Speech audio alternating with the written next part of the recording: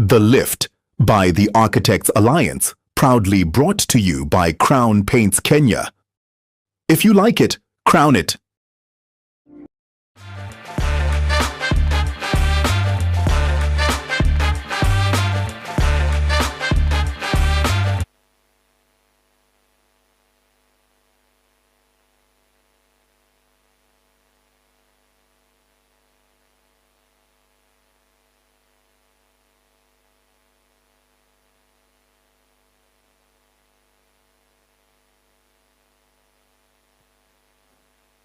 Good evening, everybody. Thank you for joining us for this special occasion today. And we are going to start right away by doing the national anthem led by Vicky Karuga. Let's all be upstanding. Thank you. Ee Mungu nguvu yetu, ilete baraka kwetu, haki iwe ngao na mlinzi, na tukae na undugu, amani na uhuru, raha tupate na ustawi. Asanteni.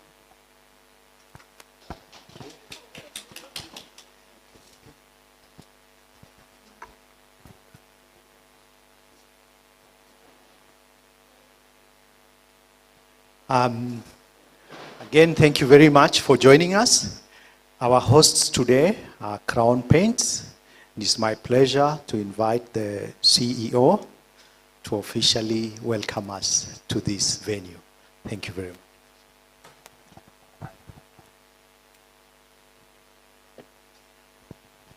much. Good evening, everybody, and big welcome to Crown Paints. My name is Richard Muturi. I'm the Group Chief Operating Officer for the company. I've been around the business for about 1.5 years, just below 2 years. Let me just start by welcoming the President of LSK. So nice to meet you, and you're very welcome to Crown Paints. We also have the Chairman of EACC, Bishop Karibu Sana, and we have the President of the Alliance, the Architects Alliance, here as well with us. And mine is to welcome you first to this particular facility. This is what we call in Crown Paints a showroom. We have 16 of these showrooms across the country. And the reason for the showrooms is to allow our customers, either existing or potential, to come and experience firsthand what our products do. Because a lot of the times people don't understand the varieties, the purpose, the solutions, the colors, the textures of the products that we have. And that's the reason why we have the showrooms, where you can get firsthand interaction with the products, with an expert explaining to you what the paints do. The showrooms are also selling points for us, and we do have customers who come to the showrooms to purchase products. But the essence is to really educate. A lot of the professionals walk in here, a lot of the painters walk in here, a lot of the dealers walk in here to just find out what's going on and what's new. The other important piece is when you look around you here, you see it's not just about paint. At the far corner over there where you see the multiple colors on the wall, that is auto paints. We do a lot of paints for vehicles. In fact, every time you have insurance companies taking vehicles that need to be done a paint job, 90% of that is probably being done by Crown. But we're always known for structures and buildings and houses and stuff like that. So we have a very huge auto product variable that we give.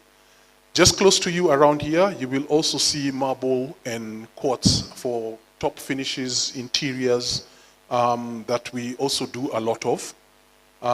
And in fact, the beauty about these products that we talk about more is we are even able to put them in the affordable housing projects. Because if you remember in the old days when houses were being built up, your kitchen was left with a nice smooth concrete finish, and that was the way it was left. But over time it wears off, it cracks and chips and even sometimes gets holes in it, and that's where you find the wear and tear. Today, we are able to put marble and granites on affordable housing. So we are able to provide that service and solution.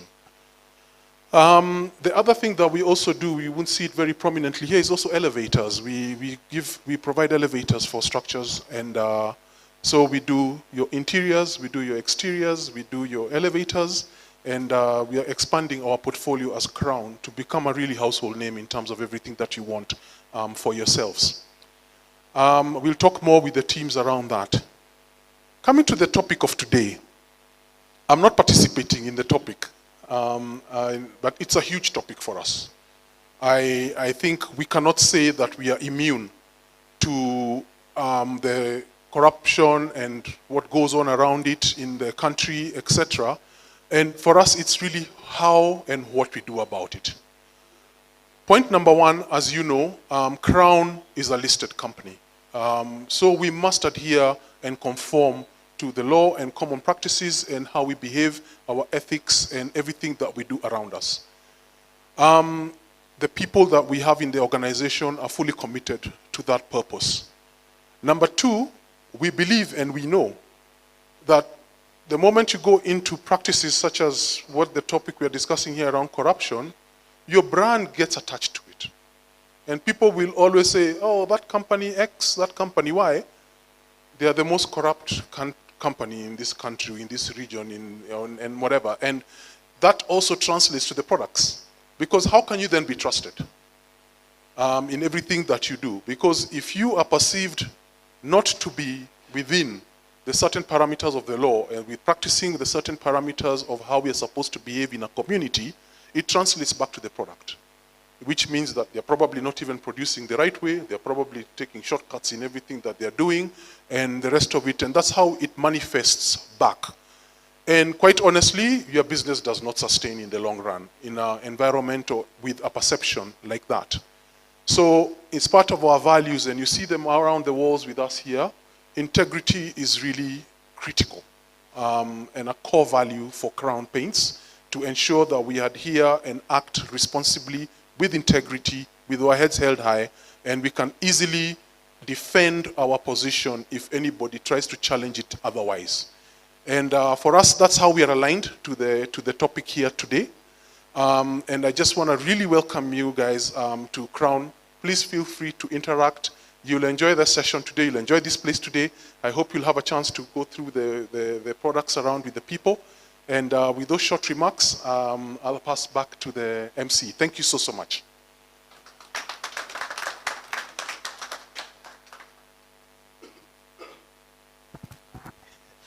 Thank you. Thank you for keeping your place open for us. We really appreciate it. I know everybody is looking forward to hearing the debate. So I'm going to be very, very brief. I want to recognize, of course, the President of the Law Society of Kenya. Thank you, Faith Odhiambo, for being with us. Of course, Bishop Oginde. I also want to recognize Joy from Kenya Leadership Integrity Forum. We have a lot to do as a nation to make sure that we mainstream integrity in our practice. I'm going to just talk very briefly about the Architects Alliance. This is an association that was set up not too long ago that focuses on issues that affect architects. And when we got together and started seeing what we need to do, we realized that we cannot maintain ourselves in the cocoon of architectural practice because you find so many things are intertwined. Our practices are intertwined with the practices of everybody else. It's intertwined with what values we have, what culture we have as a nation. So that is why a session like today is so special and so important to us. And we are so grateful to have the Law Society of Kenya join us, and we look forward to a lot of future interaction with the Law Society and other associations. I just want to recognize the members of the Executive Committee of TAA. Wherever you are, please stand so that you're recognized. Thank you very much. I will not introduce them.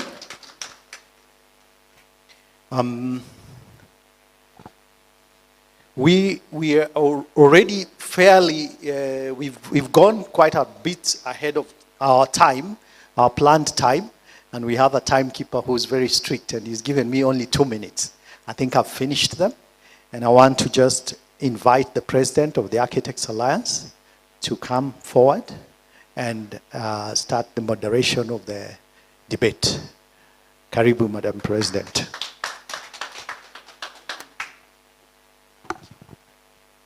Thank you so much. Good evening, everyone. And to our viewers online, welcome to the conversation. Please put your hands together that we have Mr. and Architect and Bishop Oginde is here with us today. Thank you very much. Archbishop, but Architect Bishop for today's purposes. And LSK President, thank you so much. And of course, Joyce. I have to confess, I really harassed the LSK President to be here today, and I wanted her voice added to this conversation, being as critical as it is. And as you know, she's a fighter of a lot of good things. So we needed her voice added to this. And of course, this question started from the bishop himself. Because one time on TV, he did say, professionals, you are the perpetrators of grand corruption. And so as TAA EXCO members, we sat and we decided, why don't we have this conversation? After all, we have a platform. The platform is called The Lift. You've seen the branding of The Lift. And the Lift platform is outward looking, where architects are speaking to the society and saying, first, here we are as architects. We have the capacity to speak to Kenyans on societal issues. And this is one of the issues that is biting our very society. And so without much further ado, we have a question to answer today. And in answering it, we are going to delve into the issues. Let's not bury our heads in the sand. The question is, are professionals the architects of corruption or victims of broken systems? That is the question today. So wherever you are, together with our viewers, if we had a poll, I would ask you right now, which side are you on? How many in this room that we are seated, how many here believe that professionals are the architects of corruption? Just by a show of hands.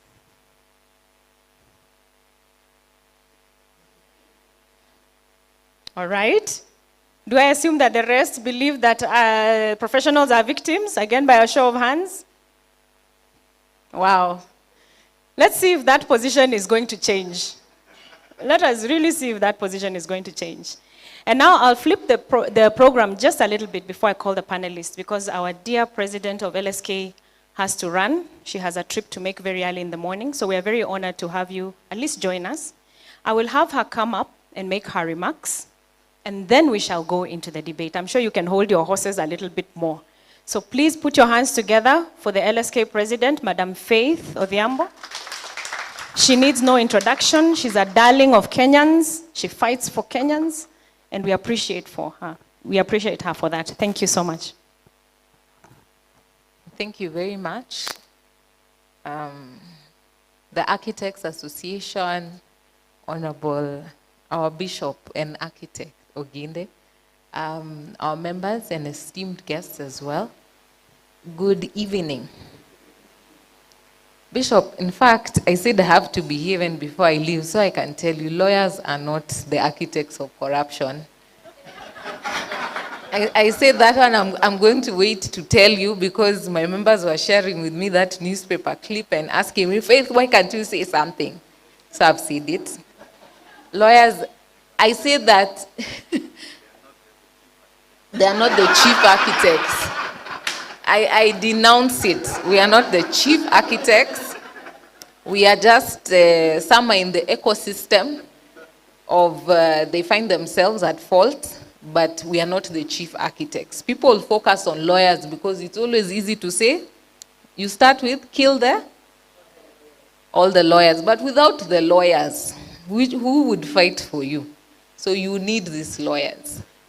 They are the architects to ensure safety in the society and uphold the rule of law. So I am standing firm with my lawyers. So I want to start by saying the only thing necessary for the triumph of evil is for good men, and I add good professionals to do nothing. By Edmund Burke, I've just modernized his saying.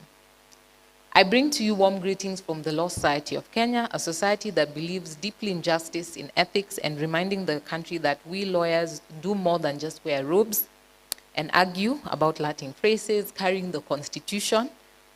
Sometimes, and lots of times, we make sense. I saw a caricature of myself last week, and I think one thing to distinctly put that it was me and a lawyer was that there was a Constitution somewhere on the desk. And if we may borrow the words of the learned judge, we accidentally save the Republic from time to time. This discussion about the topic of discussion today, I want to say that Honorable Kasanga has been on my neck on it, looking for me, finding me, not finding me. And I agreed with her with the question of how can professionals be part and parcel of fixing the problem. A lot of times we find ourselves in a frustrated system and you say, well, I just also want my legal fees, I just want my architect fees, I want my fees as a procurement officer, and just move on. Because you find yourself in the fray, but sometimes the question is, why don't we dare to be different? Fix the system or bar the experts. It reminded me of the classic Kenyan dilemma that we always have, to do or not to do. But this topic strikes at the very heart of a national crisis. And I say national crisis because, and maybe regional, but we are feeling it more and more because we are having more Kenyans asking hard questions. Corruption in governance is not just a legal problem or a moral failing, it's an architectural flaw in the design of our systems. And who better to help fix it than the people who literally design systems, yourselves, architects, and those who litigate over those broken systems, with the lawyers, and find the loopholes in those broken systems. In plain words, Kenya doesn't suffer from a lack of laws. We have enough laws. We have enough strategies. We have enough policies. We have enough blueprints. What we lack is a culture of accountability. And when I say we, I mean professionals too. Because we have all seen it, a tender for a footbridge turns into a skyscraper on paper and a pothole in practice. A contract signed in the dead of the night, but everyone's CV shines in the light of the day. The legal advisor swears due process was followed. The architect says the plan was clear. And the public left with a project that collapses before the ribbon is even cut. I dare say this comedian, Crazy Kenna, really put it well in terms of how the system fails. From the time the project is done at the ministry, to the architect, to the quantity surveyor, till the implementation, he has to pay so many kickbacks that at the end of the day, he only has money to do that pothole. And he has to take his money and he walks away. So the truth is, corruption needs company. It needs to thrive, and therefore it can only thrive when it has company. It does not thrive in isolation. It needs architects who look the other way, lawyers who massage the legal advice, quantity surveyors who quietly round off the numbers, auditors who prefer fiction over fact. But the good news is, just as well as corruption can be done in a collaborative effort, so too can integrity. That is why this forum matters. We are not just here to trade barbs between bar and board. We are here to ask uncomfortable questions, to face the mirror, and hopefully to sketch a new blueprint for professional ethics in public projects. Now, someone might ask, how can we really fix the governance issue? I say that if we build skyscrapers that defy gravity, draft constitutions that bind nations, design bridges across valleys underwater, and courtrooms that bring presidents to their knees, then yes, we can fix governance, and we must. But it'll take certain qualities or things that we must do. We must have the courage to speak out, even when the client is powerful and the fees are tempting. And I say that even as institutions and professionals, we are normally even asked the hard questions. Do we speak out against our fellow professionals? Do we hold them accountable? Do you have a system of dealing with your errant professionals? As the Law Society, we do. And I think members of the public, if there's one thing they are very quick on, is always speaking when a lawyer has done something wrong. It's high time we look at all other professional organizations to ensure they have a disciplinary system that members of the public can access so that we can hold each and every professional individually accountable. Refuse to compromise, because silence is consent, and just following the instructions is not a defense in court of public conscience. Collaboration between comfort zones, like what we are doing here tonight, lawyers and architects having cocktails instead of conflict. Professionals are the conscience of the society, someone once said. And if that's true, then let us be wide awake. Let us not sleep through corruption while drawing perfect plans or drawing flawless contracts.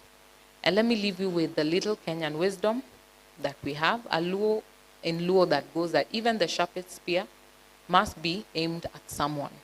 Our systems, like our tools, are only as ethical as the hands that wield them. Let us be those hands that wield them. I'd say today in a crossroads is, I'd say something that is important for architects, and even as we discuss, I hope we'll discuss, is as we try and navigate the infrastructure of our nation. Today, the courts have become the surveyors, have become the valuers and planners. Why? Because the valuers, the planners, the surveyors have failed. You are not driving the conversation of how the city ought to be built. That's why we allow people to buy land everywhere. We are allowing people to build anywhere and anyhow. That's why we have supermarkets over sewer lines. We have people diverting rivers and lakes, and nature is cruel. It's consistent. It will destroy those that try to circumvent its path. And so when later on people are dying, buildings are crumbling down, who takes responsibility? There's one thing for us to see a court case being heard, the DPP commencing charges. The question is, what is the aftermath? Who are all the people involved in that process? And what are we doing about it? Today, there's a lot of discussion about setting the plans for our nation and our country in terms of development of our cities, where our professionals in that discussion and also giving a different voice in terms of our counties are saying they're going this direction and us telling them you can't go this direction because how was our city planned? How were the sewages planned? How is the water line? When we are talking about estates running bare because the water baseline has totally dried up, wasn't there professionals who knew that if we continue building high and high in this particular area that there's going to be a dry up? Because members of the public who have struggled so hard to put in their money to one day own a home, the dream of owning your home in this Nairobi is so difficult that when you think you have a borehole and it's totally dry, it's because we as professionals continue to fail in areas that we can lead. Well, people sometimes may fear and say that we don't want to be seen as a rabble-rouser, noisemaker. I don't want to be picked out. But that's the beauty of having an association.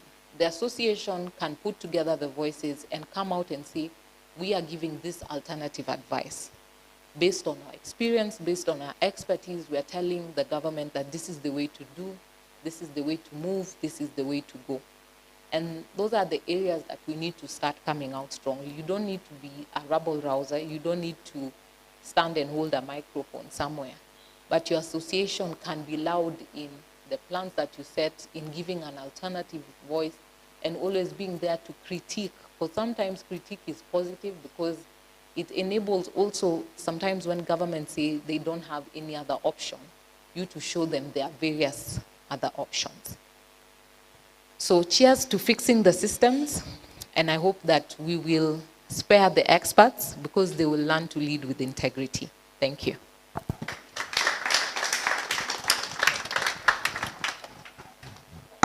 Please, you can do better than that. But I think one side has been assisted by Faith's speech. Please, Faith, come and receive a certificate. Bishop, will you help me give this certificate to Faith, please? Yes, please, come and give her. Please come and give her this certificate.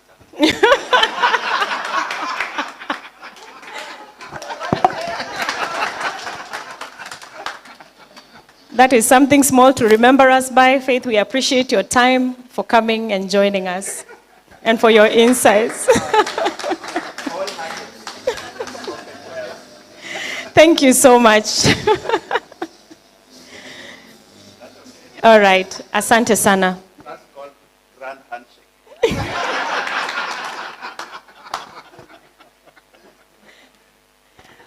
All right, so let's get back to program. I'll start calling up the panelists. Oh yeah, I forgot the list on how they are formed, the two teams. Sorry, I need this. Thank you.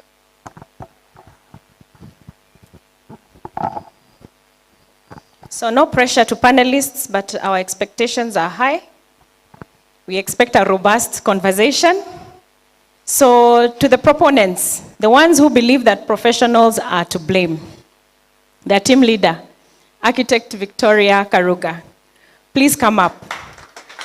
She's a creative, she's dynamic, she's an executive leader, an entrepreneur, and an architect. We're very proud of her. And she transitioned from architecture into managing director for Profiles International, which is a leading talent management solutions provider that prides itself in offering sustainable solutions for businesses. She's very active in that space, I can tell you, and she's doing a fantastic job. Welcome, Vicky. We are proud of you. The next one is architect Arthur Adea. Arthur Adea, please step forward. I'm looking for your profile. He's an architect and a landscape architect at the same time. He's an urban explorer, a community builder, a design leader. He has a passion, he has a serious passion for urban design. In fact, if you look at his profile, he's always doing these beautiful sketches of the urban landscape. And he's many, many other things, which I cannot say all of them, but he's decorated and celebrated, and we appreciate him. Both of them are EXCO members of TAA. And the third one is from the LSK side. The panels are mixed. Huh? So the third one is from the LSK side. We have Wakili Bernard Mugisha, I believe, yes? Bernard Mugisha. I was looking for his profile. I have found it. Wakili is a partner and head of dispute resolution department at the firm of Nyaga and Mugisha Advocates. So he holds a bachelor's degree from Moi University and is an advocate of the High Court and a member of LSK and East Africa Law Society. So welcome. Of course, I have chujad it a bit, so quite a lot there.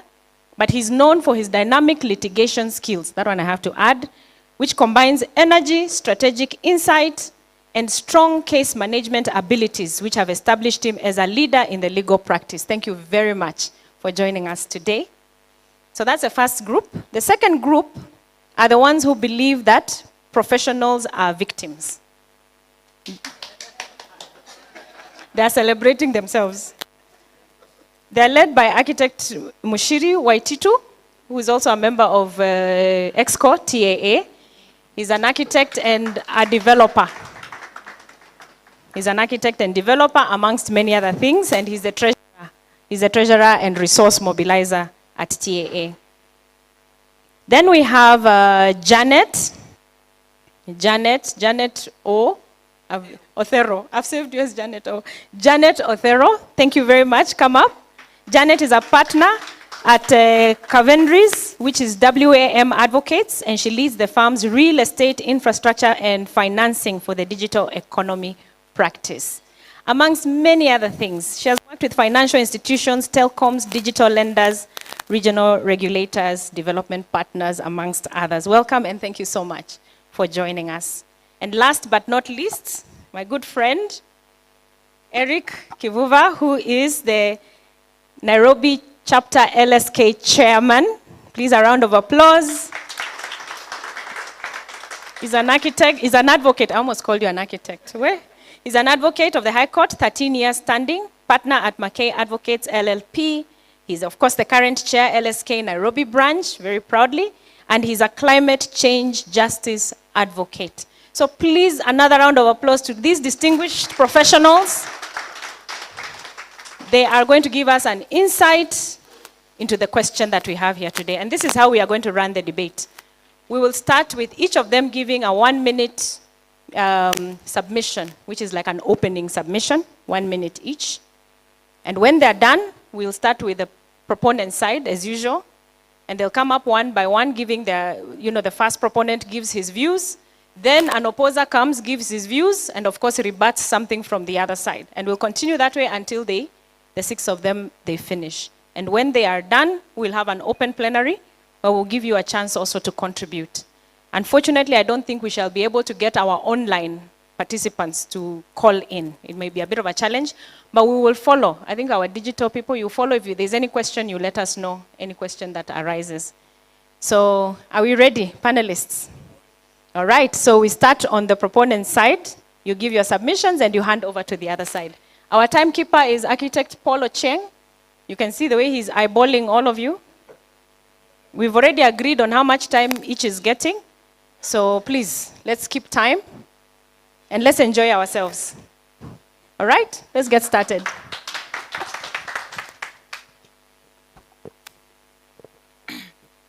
Thank you very much for President Sylvia, Bishop, the President of LSK, and to the attendees who have come here to listen to this debate today. I stand here, is that what we used to say? Or I sit here very, very convinced that professionals have a bigger part to play than we actually admit. We might hide in the fact that it is government and this and that. But in those government quarters, there are professionals.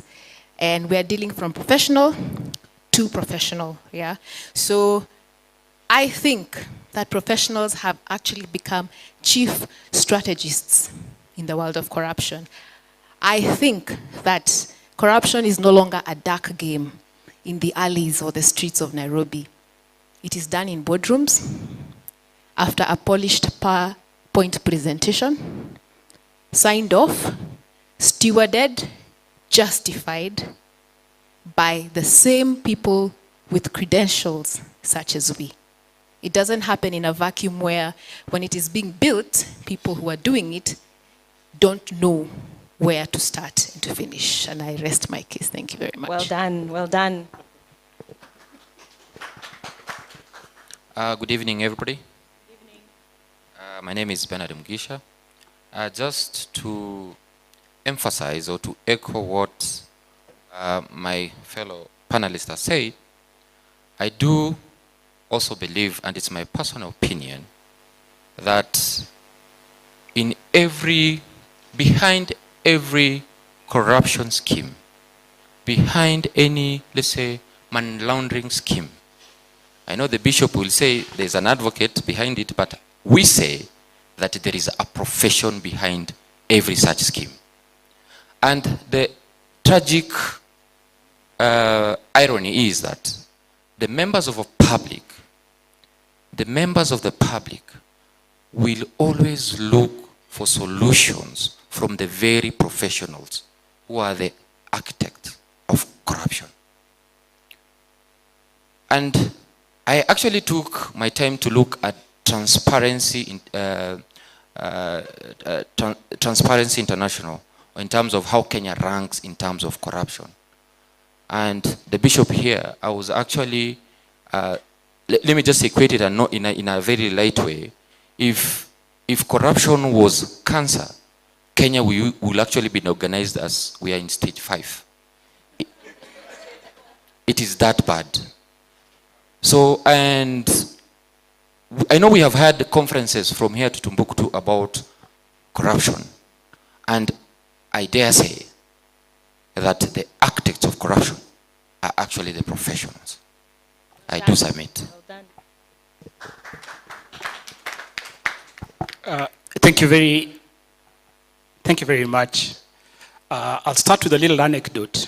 Several years ago, I was speaking to a friend who told me that he was trying to explain to his grandmother the Goldenberg scandal.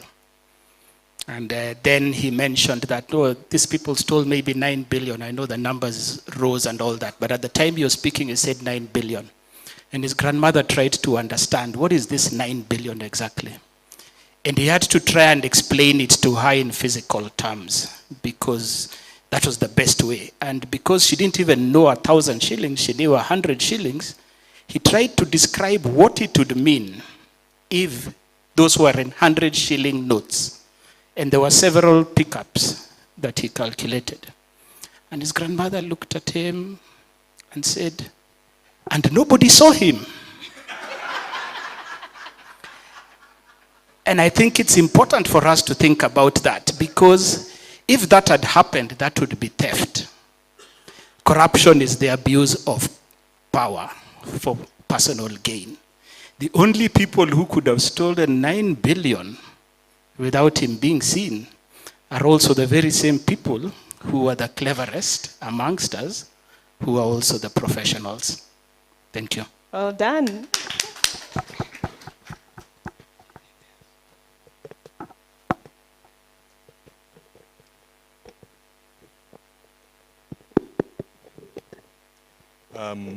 My name is Mushirio Itito. I've listened to the proponents today, and I can sense defeat. Why? Because there is a proper definition, a UN definition of corruption, and it is as follows: that corruption exists where you have a monopoly, and you have discretion, but you have no transparency, no accountability. So for corruption to exist, you need to have the power. I will not belabor it, although one of the opponents here has stated that he used the word architects of corruption.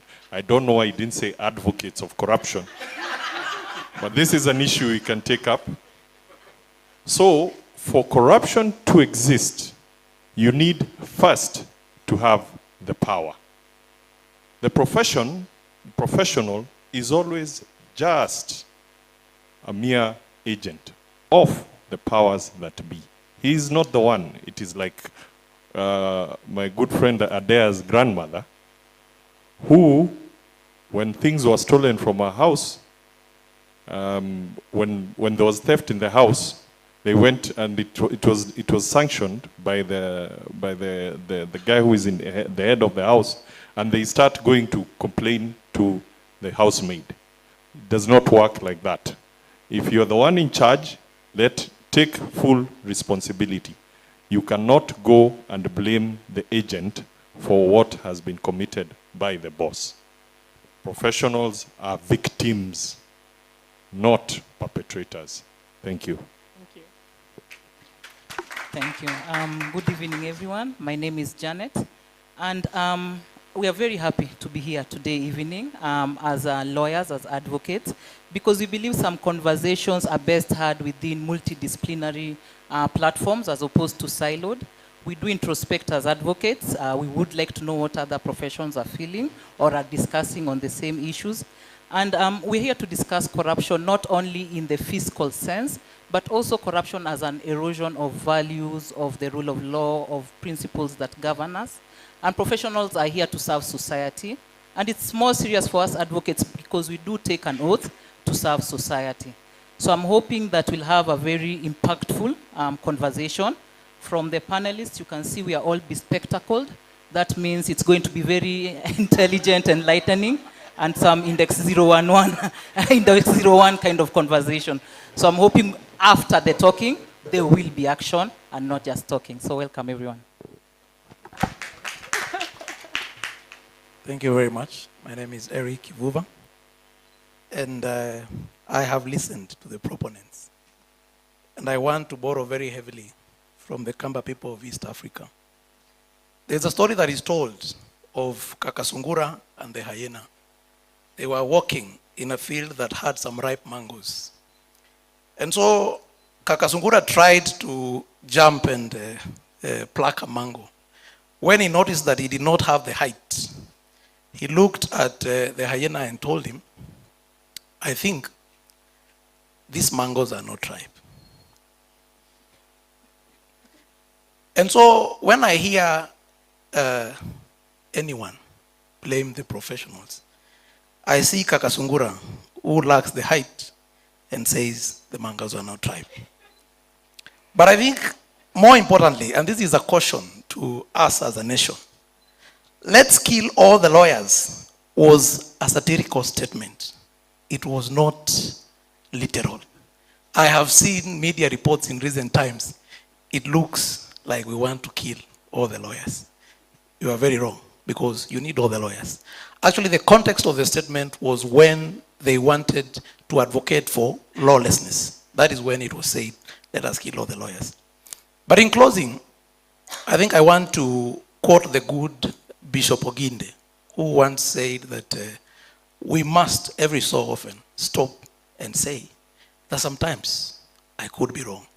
And I want to very humbly submit, EACC, on this one, this time, you are wrong.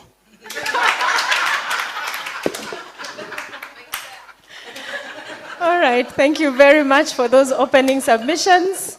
Over to you, proponents. I don't know if you prefer to stand. Do you prefer to stand, or, yeah, you can use the podium. Remember, you have 3 minutes. Okay. 3 minutes and 2 minutes to rebut.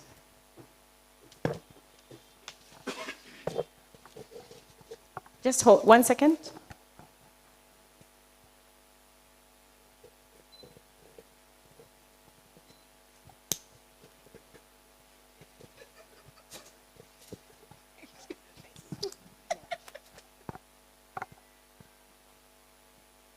All right, thank you. You can proceed. Thank you so much, moderator. So that you're not, I wish to begin by saying this. Do not be swayed by the so-called attractive submissions by Mushiri, Janet, and my good friend Kivuva.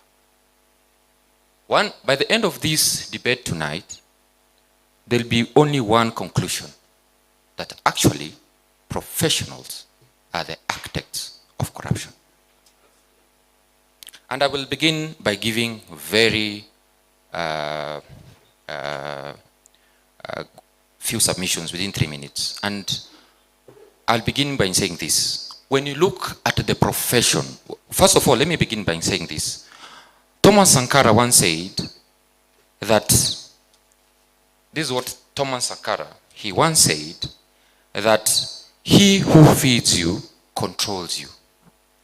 What the professions have done is that they have actually controlled the narrative in terms who are the perpetrators of corruption. And you see, every day when you look at our television, the persons who are usually arrested on bribes, corruption, are actually just mere policemen, city, county askaris. You will never see an architect, a lawyer, being arrested for corruption or in few circumstances, money laundering. I actually took my liberty to go through the Financial Reporting Center, the statistics. I could not actually find even one single lawyer, Bwana Bishop, one single lawyer, even statistic-wise, who has been prosecuted and found guilty of money laundering or corruption. But what do you look in our society today? And I'll give very quick statistics so that I don't waste your time. Let me begin even with our good friends, the architects. In every project that I wish we were on the 16th floor so that you look at Nairobi and more so Kilimani. When you look at what is happening in Kilimani today, the first, the vision of Kilimani is actually the vision bearer of any building that comes up is an architect. Because an architect is the lead consultant in any project. But today, what do we see? An architect will come. I'll give an example where I stay, in along those who stay along Mbasi Lane. There's an ongoing case in Court of Appeal, where there is a 16-story building wants to be built within 1 acre. There are 512 units. Okay? When today, if you walk along Kilimani Road, we have actually killed the green spaces. We don't have a green space at all. Who are the, so are you saying, and the only justification they're saying that there is a lot of population, we need housing. That is the only justification. But what happens to the green spaces? We don't have green spaces. We do not have schools. We do not have infrastructure. Who are the architects of what is happening? Are we saying that, okay, we need houses, but okay, we are putting up houses. You live in second floor. You're a whole adult with your family. The only time you'll ever see sunshine is you have to go down. You have to go outside, actually, because as long as you're in your house and you open windows, you can never see, you can never enjoy sunshine. And all we say is that, and no one is complaining. Why? Because the professionals have come up with a narrative. Today, advocates, my good friends, and I thank God that the president has gone, but may he get this message. When you look at the advocates today, there is a big debate about financial reporting. Okay? Financial reporting. And no one is talking about it. And for a very long time, of course, the LSK will always say there is the principle of confidential client advocate confidentiality. I agree with it.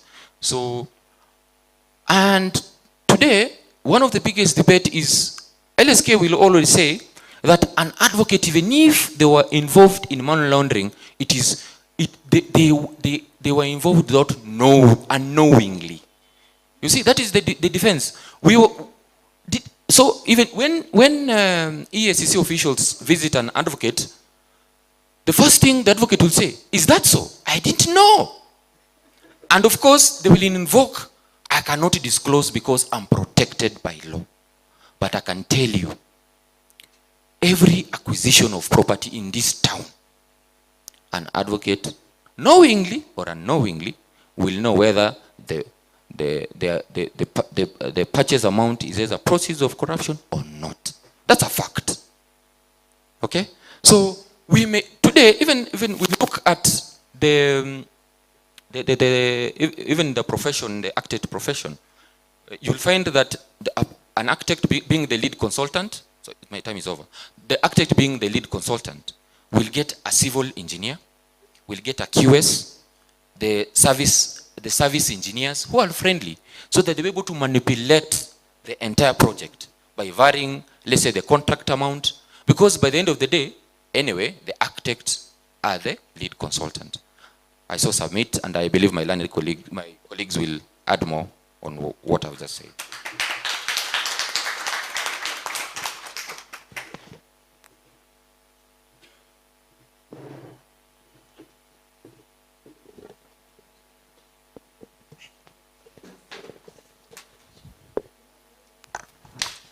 Remember, you have 2 minutes to rebut and then 3 minutes of your own submission. Very well. Thank you very much, Madam Moderator. I just wanted to make a few submissions in rebuttal to what my learned colleague has made reference to.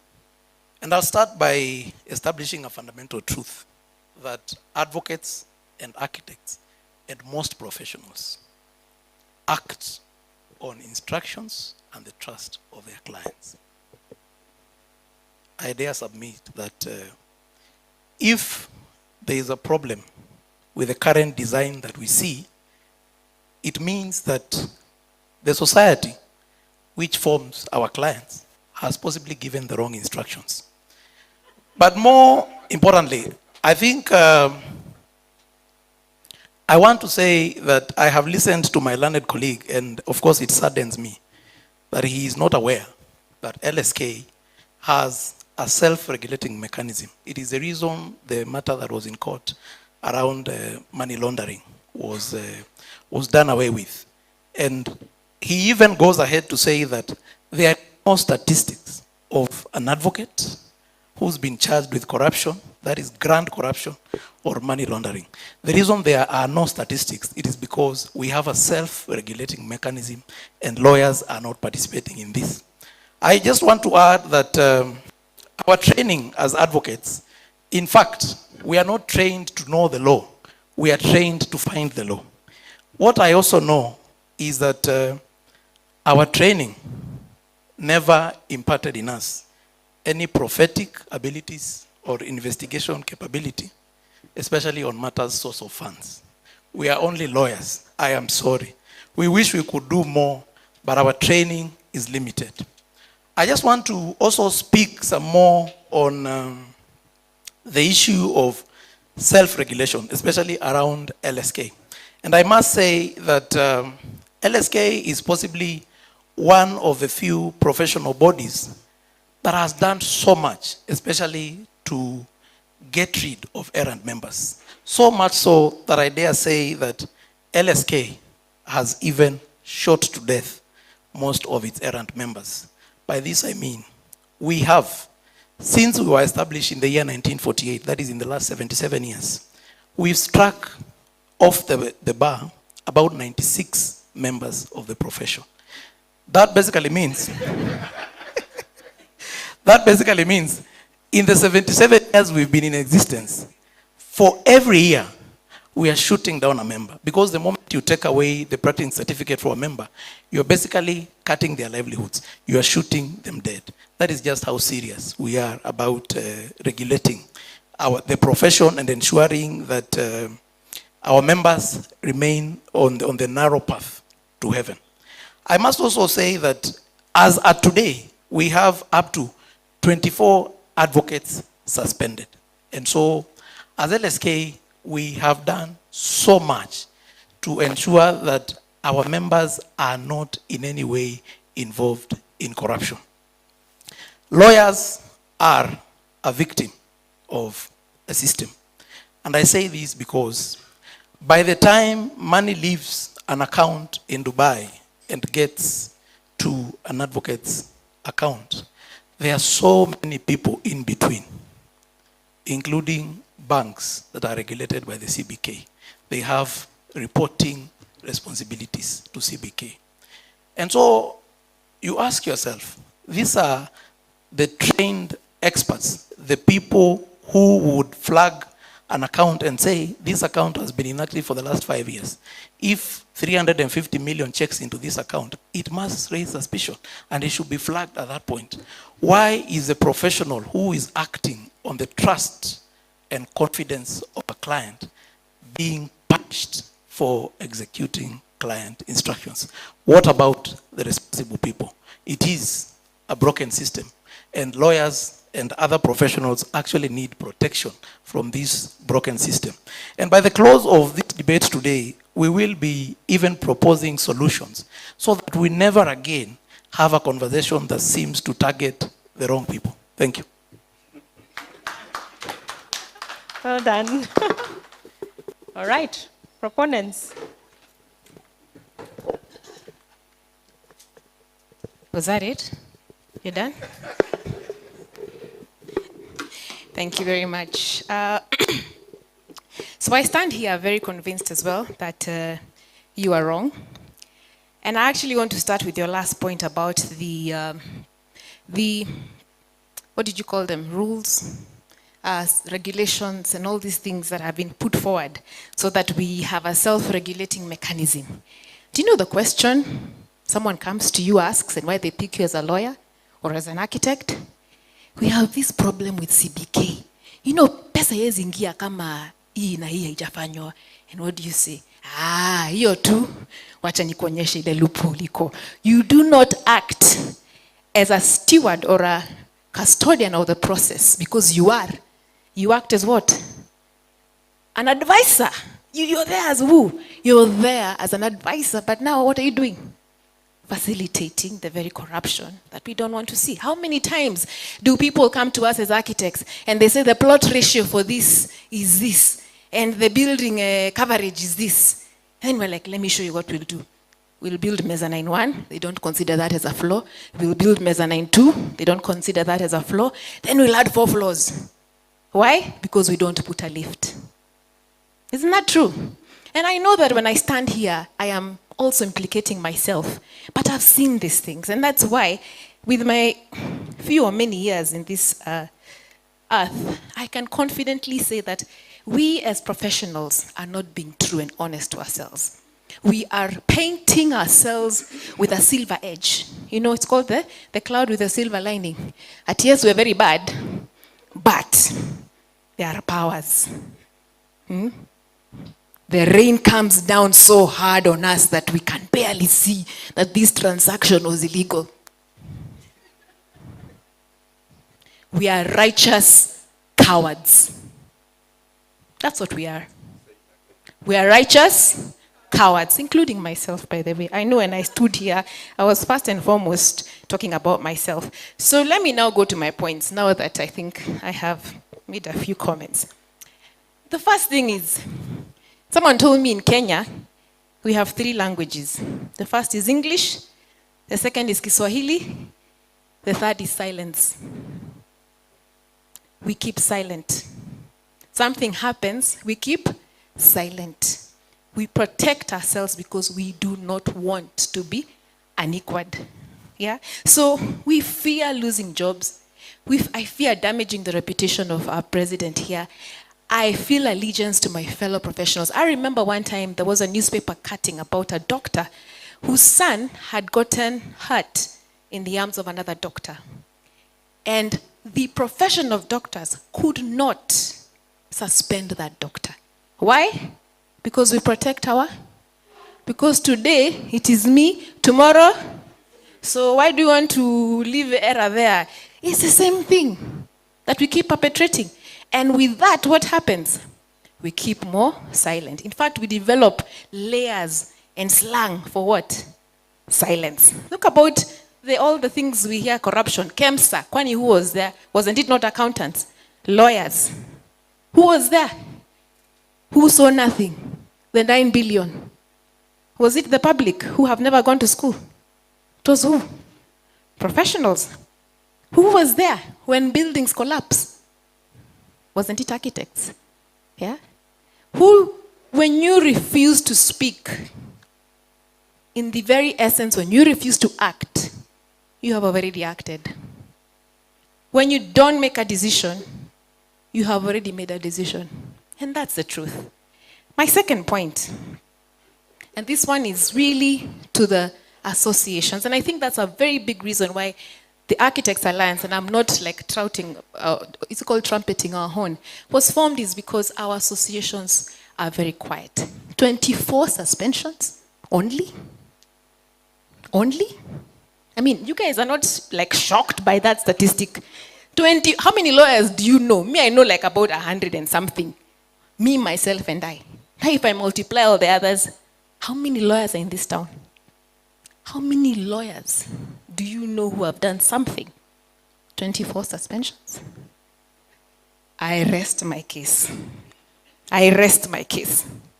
The other one is that we also want to create a systemic place, a safe space for us to do what we want. Yeah? And how do you do that? You get to know how to protect yourself. So you're not bothered with how to do what? How to better the space. Every single minute you're learning, how do I protect myself? And the minute you're in survival, we are taught by Maslow's law. If you are on the basic, security, food, what was the other one? And shelter, you react to life. You react to situations. You have not even moved to self-actualizations, to the land of values and beliefs and principles. So you may walk around here telling us about your values, but if you're still worried about what? Food, shelter, and clothing. And a lot of the times, we're worried about these 3 things out of pure greed. We have enough food, we have enough shelter, we have enough clothing. But we don't seem to have enough because I must be better than the other professional.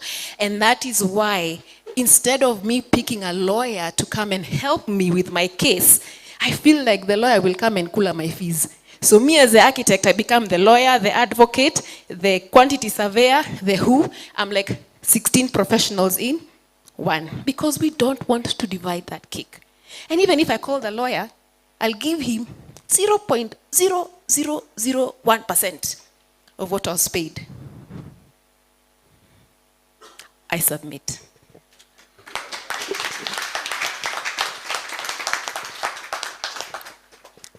It was not by design to have only 2 females, but here we are. Good evening, everyone. My submissions today. Professionals and especially lawyers, we are victims.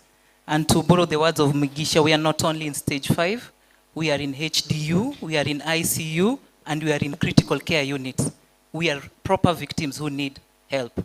So just to rebut some of the comments of my sister there, there's a concept in law known as ultra vires. You can only do what you're supposed to do within the legal confines and parameters. Like Kivuva said, we can only act on things that we have instructions and training about.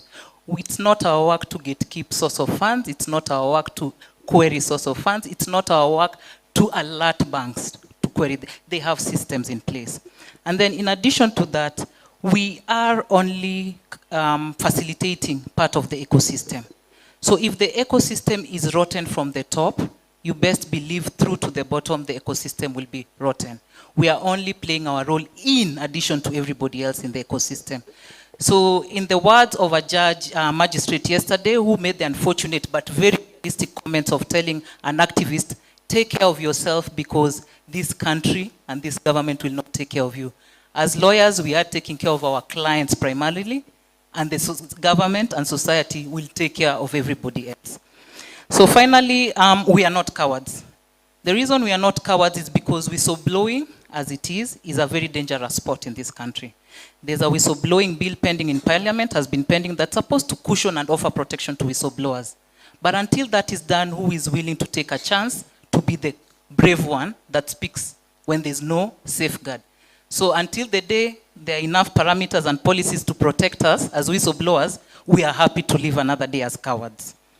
Then finally, the reason why we have the number of suspensions we have is because, again, the professionals are the ones who actually manipulate the loopholes in the system. The Law Society, speaking personally, will give its findings, determinations, will strike off lawyers, but what do? They rush to court because the system allows for appeals. The system allows for judicial review. Then this same system that's facilitating that locks them up and gives them lifelines and lifetimes. So as professional bodies, together with the advocate, their hands are tied up to a certain point. And that's just my rebuttal. I'll go to my points. So one thing that people do not appreciate is the role of a lawyer in any organization. We are admitted lawyers, but we also serve as public officers and private officers. As public officers, your job mandate and your job description is laid out. If you do a presentation and an advisory to the board on why something should not, and the board proceeds with it, then the best you can do is just offer that advice in your job description. What happens after that now becomes a collective governance issues. So to single out the lawyers is quite unfortunate, and we have seen this in the past. We are looking at cases such as the recent arrest and acquittals of Kenya Pipeline, NHIF. We are also looking at land registrars who are picked from time to time. And this one is a bit personal because on one occasion we had our annual lawyers conference.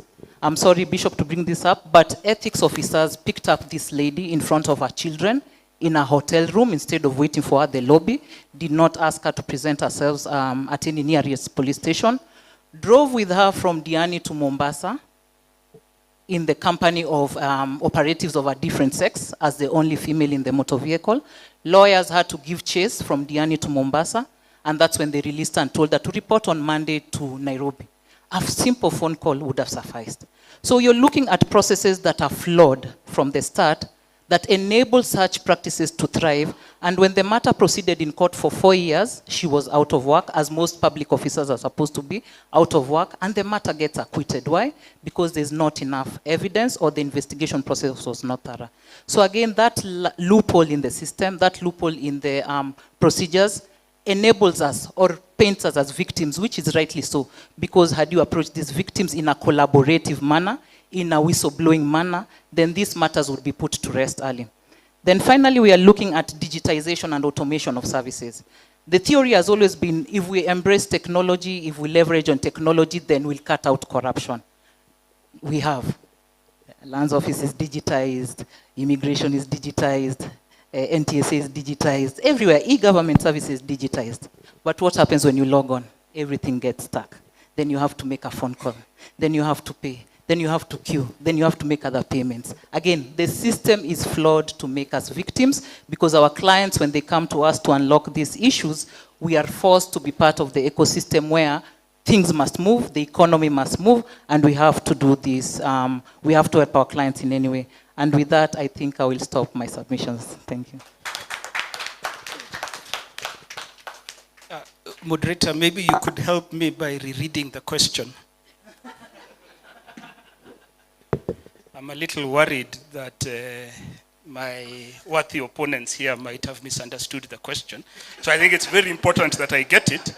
I was not sure if I'm allowed to call them learned, because they might say I'm not learned. But yeah, but as you're monitoring time, as you start the question, you know, one of the key things is to always look at definitions. And we spoke about the definition of corruption. Dishonest or fraudulent conduct by those in power, typically involving bribery. Transparency International says, corruption as the abuse of entrusted power for private gain. But there's another word that also means corruption, which I fear, and this is where I'm coming to rebut my worthy opponents here might be doing. The definition, the process by which a word or expression is changed from its original state to one regarded as erroneous or debased. What these guys are trying to do is corrupt the word corruption. The second thing that they're trying to do, which I think is in the question, Madam President hasn't found it, is nobody accused professionals of being the builders of corruption. They accused them of being the architects of corruption, the designers of corruption. Now, very quickly in some rebuttals, and I like that my dear friend Eric Kuvuva said your training is limited. Indeed it is. Training should have evolved the know-how and the know-why. Knowing how to do things, anybody can do it. Knowing why you do things is what advances change and innovation. So we need to go back to school so that we deal, and maybe just to help you, know how is practical, know why is theory. So you need to go back to school and get back a little bit more into that theory of law, if there's any such thing, to understand that your training is limited. The other thing I had said here is, and I hope those things we're seeing, digitization. I wonder who brought that digitization? Professionals. And I will tell you something about professionals. There's a very good equation that you guys will use going on right now. OO, which is equal to old organization, times NT, new technology.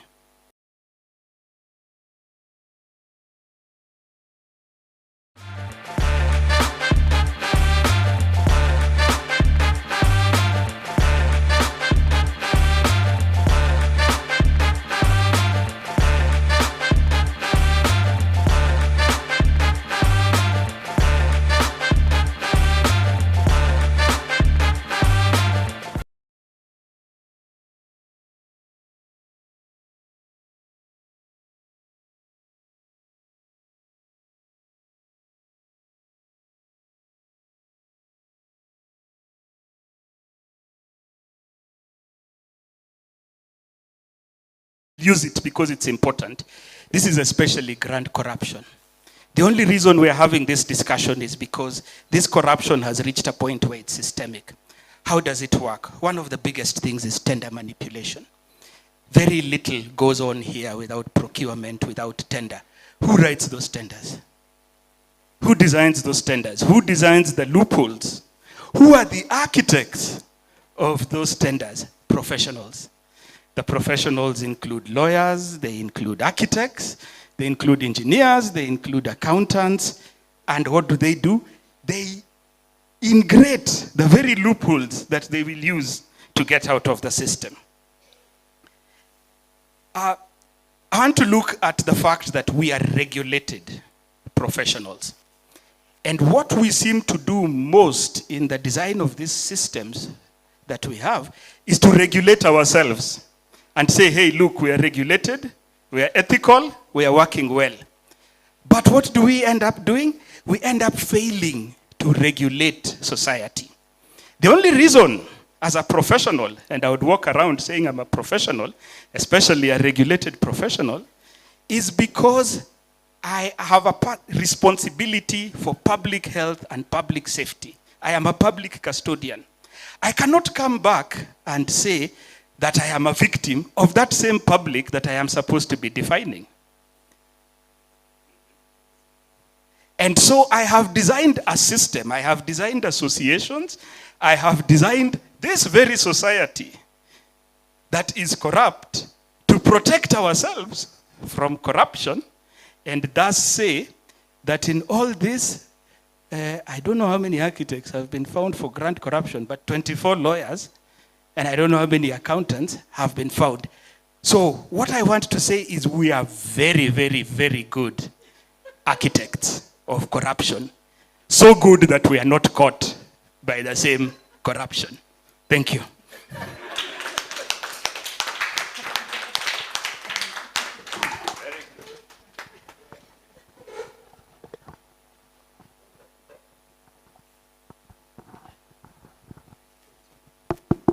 Oh. It's very hard to come after somebody who is a teacher, so he's paid to talk in the first place. But what he has done here is what the Gen Zs say, kuuza uoga. I'll start with his, just a quick rebuttal, where he starts saying that the professionals, once they write the tenders, they make sure that you ingrain. But who goes to implement these nice documents? There is no way you can legislate against bad manners. We have a world-class Auditor General, and I want to ask my opponents here if they have ever bothered to read the Auditor General's reports. None of them, maybe few, say that the BQ was faulty. And most of them will not say that the tendering process was faulty. Where does these things come? These things come when the thing is about to be executed and things are done wrongly. The litany of most of the Auditor General's reports are that indeed the process was not followed. Who did not follow? Look up. Don't blame the victim. Yusuf Ali Abdi. I want you to keep this name. This gentleman walks out of a mosque on the 2nd of April and he decides he wants to move house, so he goes to visit a building right next to Coast General Hospital. Minutes after, the building collapses and his body is there. It causes the first time that the KDF had to bomb a building in peacetime in Kenya. 60,000 people are affected.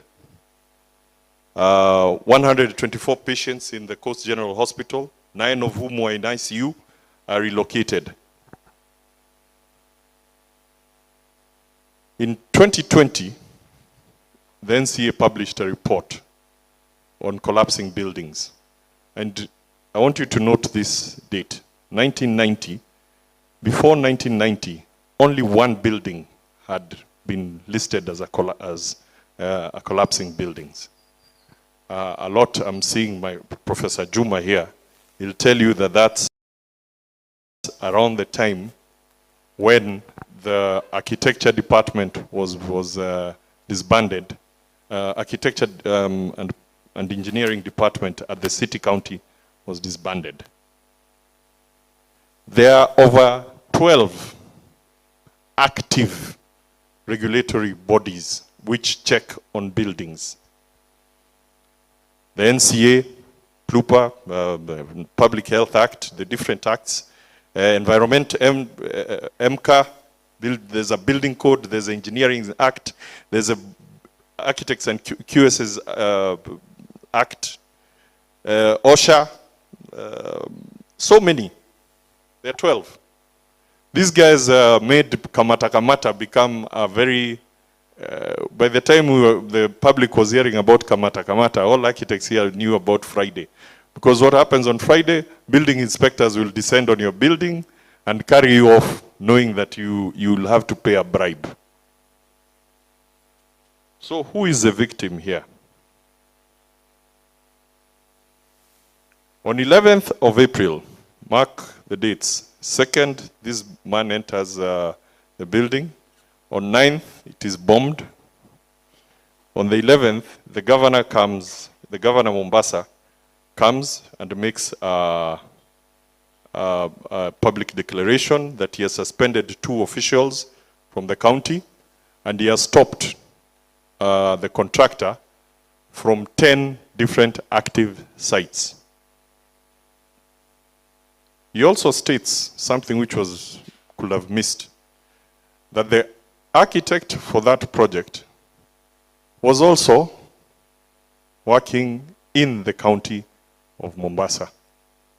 So the guy who was giving approvals is a guy who is undertaking these projects.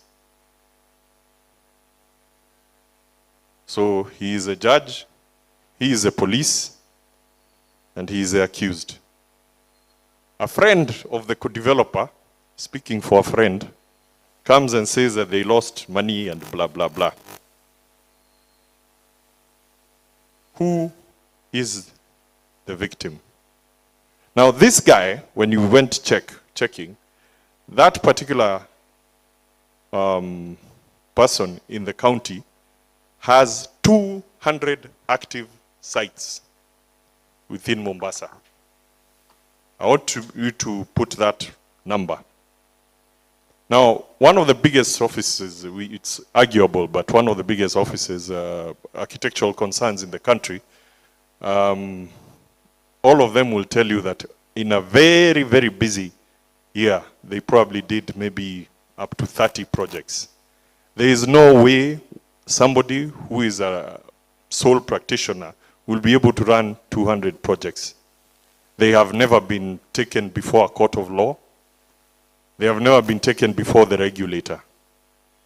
So this guy has gone and he has made, because they charge lower fees, because he's the guy who is going to. So he has written off the lives of many, many young architects because he's doing this over and over again. If you are a practicing architect and you go to the county, you'll be frustrated forever until your client goes there and is told, you know, if you want this done, it will be done faster. So I want to ask again, who is the victim? Now, and I come back to my point. There's something called the battered spouse syndrome. The battered spouse is always the one who is saying, oh, my mzee is a nice guy, but lakini saa zingine anakasirika na ni chapa chapa. My worthy opponents here, we are the battered spouse. We are being battered by all of these people. And now, my worthy opponents here have come and decided that we are also worthy of being battered. The professional is trying to do his job in a space that is very, very, very, very destabilizing for everyone. I rest my case. Thank you. There's a rebuttal. I think the last rebuttal to that one. 2 minutes. Thank you so much, moderator.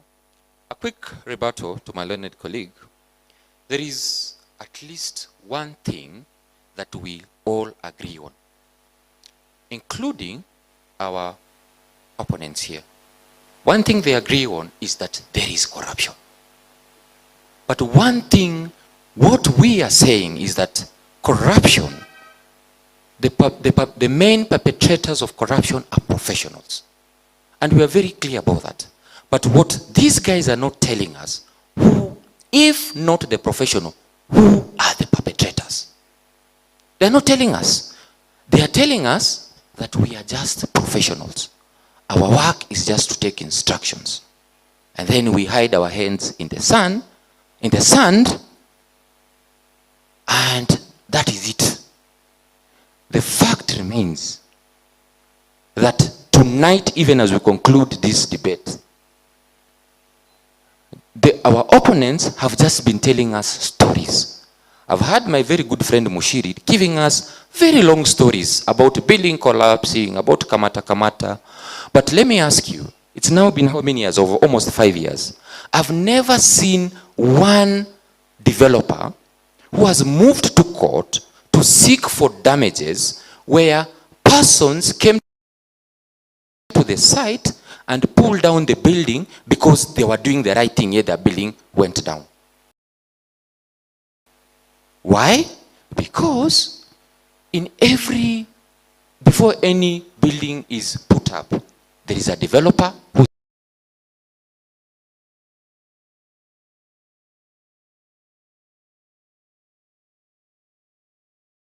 and the lead consultant who is the architect. Is that a fact?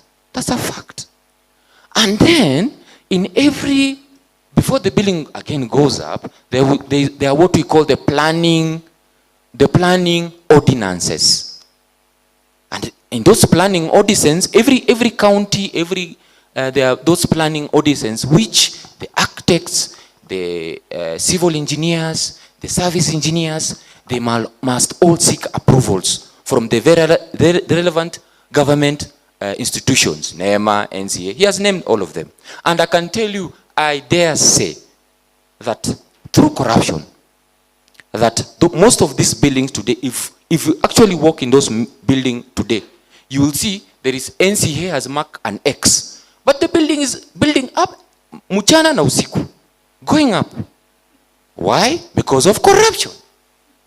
So we can all sit down here and say that we as the profession, we just do our work. But let me tell you, one of the things they have not told us is that the professionals, and I like the chairman is here, EACC, is that you will never, I've always heard they do sting operation to these small officers, government officers. But you'll never hear a sting operation against lawyers or architects or doctors or surveyors. Why? Because they have submitted that we are a profession. We have professional bodies. We work within our professional societies. We work with it. Basically what the professional do, they are the investigators, the jury, and the hangman. We basically regulate ourselves. It's not possible. We'll end up protecting ourselves. And that's what has been happening. Because if it is not corruption, if it is not the professionals who are the perpetrators of corruption, and then who is it? Are you saying that the public are the perpetrators of corruption?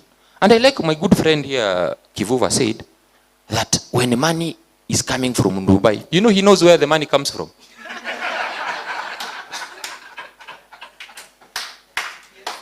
He knows where the money comes from.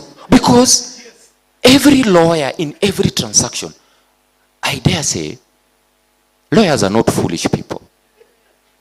When I see money coming in a transaction, I know, I can tell where the proceeds are coming from. That's a fact. That's an, I don't want to talk much because my president I may get a suspension letter. Having said that, I believe and I submit that professionals are actually the architects, the authors, and the gatekeepers of corruption. I submit. Well done. Architects, authors, what else? Gatekeepers, advocates. So this is wonderful. Thank you very much. Please, another round of applause to that debate.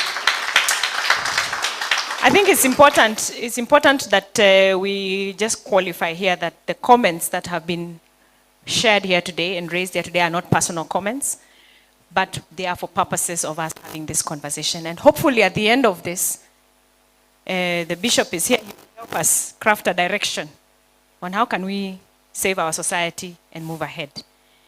Now, if you allow me to keep you there a little bit, and I call up Vicky.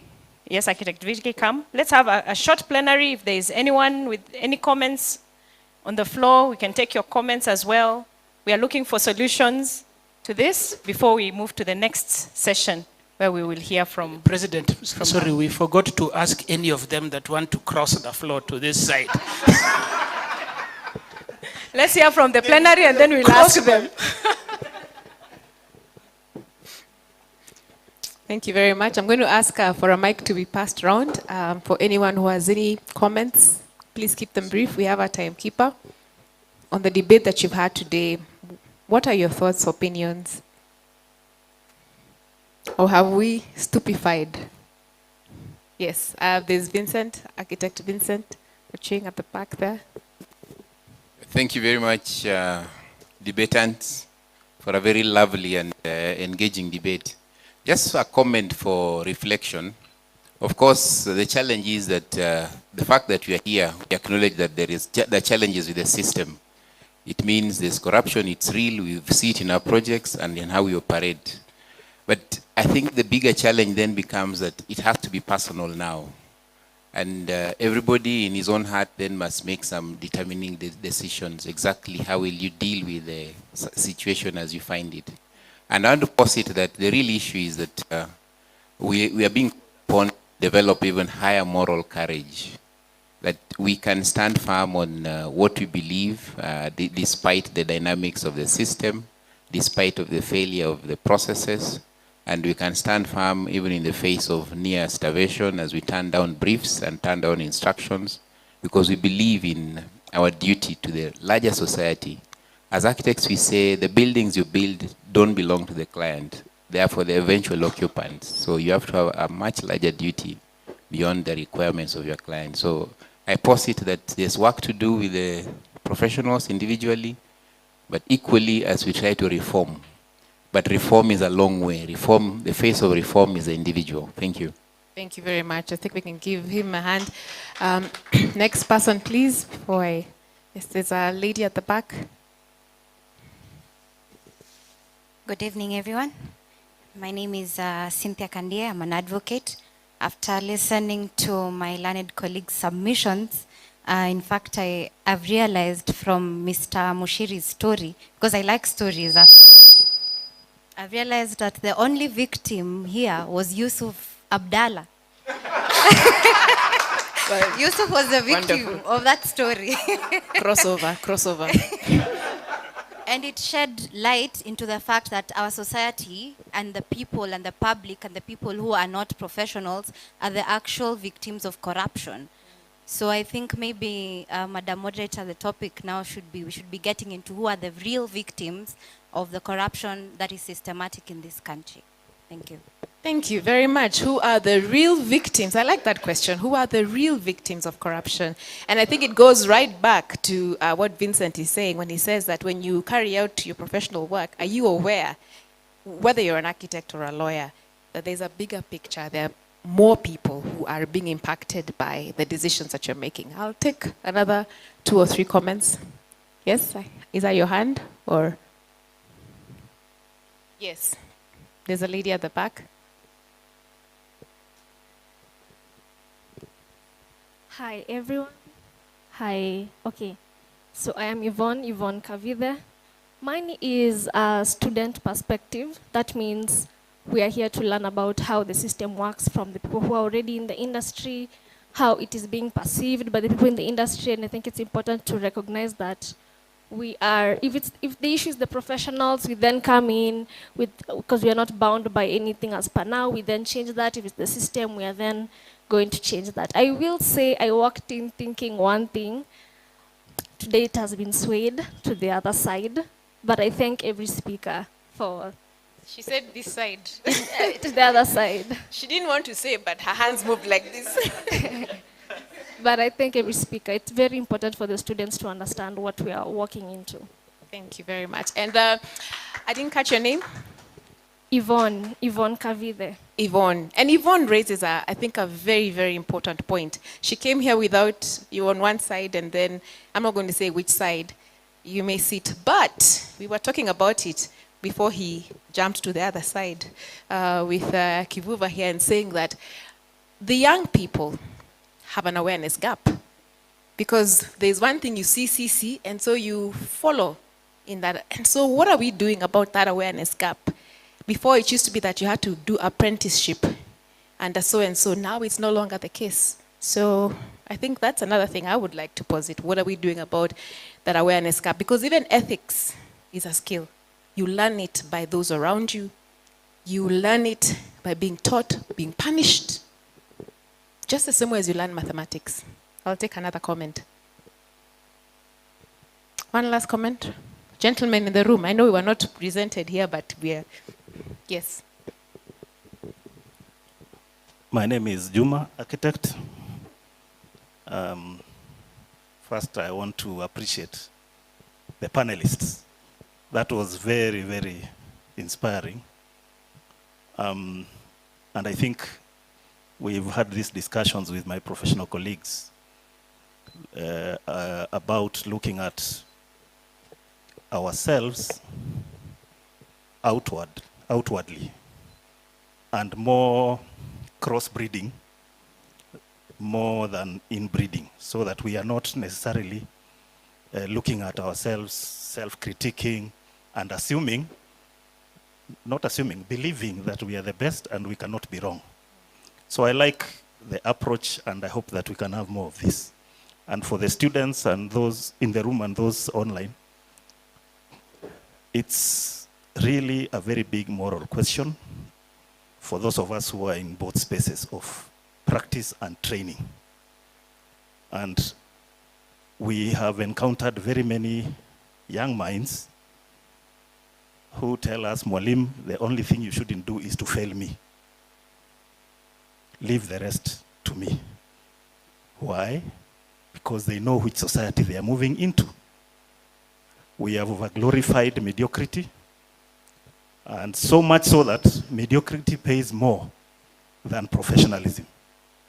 So that it's not worth any effort instilling the values of professional ethics at training level when the business environment is very rough. But there is hope. Why is there hope?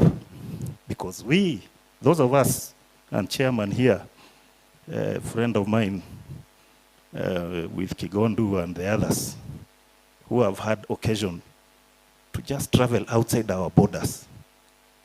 How come we are the same people just outside our borders who really want to understand the rules and regulations of the places that we visit? Here, I can throw something out of the window when I'm driving. But out there, you'll keep it until you reach your destination, and even find the dustbins which are sorted, recycled, non-recyclable, and all that. So we are the same people who are able to adjust. That's why I believe that we have hope, and all we need to do is keep this debate going. I thank you. Thank you very much, Architect Juma. One last comment before we close.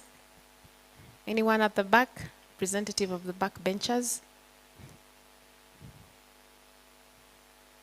Okay.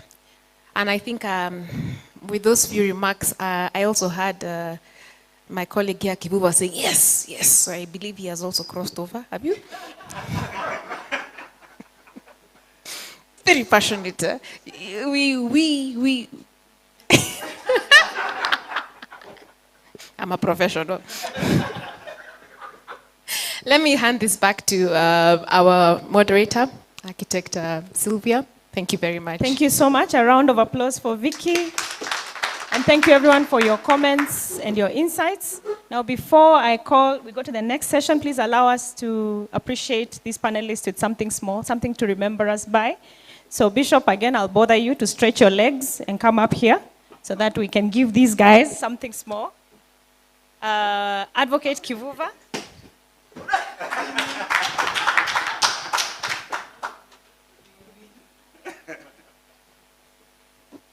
Okay, we are doing it quickly.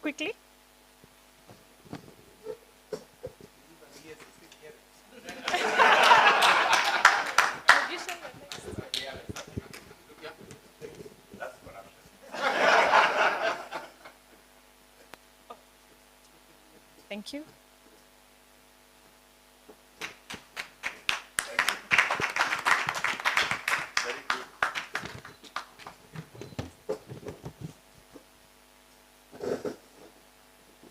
Janet?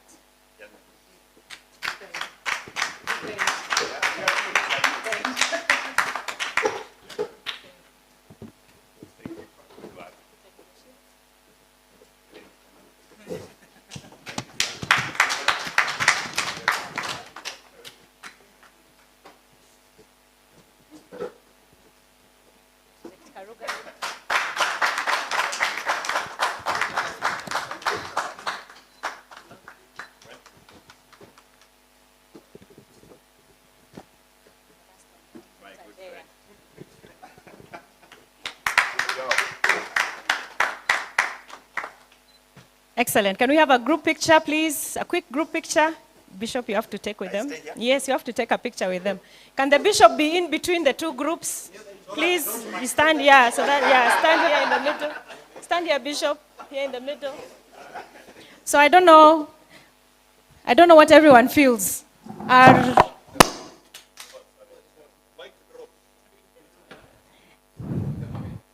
the professionals to blame? Are they perpetrators of corruption or are they victims?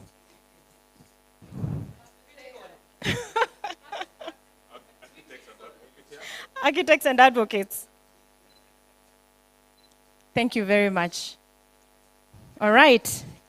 So as we just wait to hear from the bishop himself, I'd like to just call someone who has accompanied the chairman. If you notice, there's a banner we have here. I think you guys can go. You can go back. Thank you. There's a banner written Kenya Leadership Integrity Forum. And I'd like us to hear just a little bit about Cliff from Joyce Munene.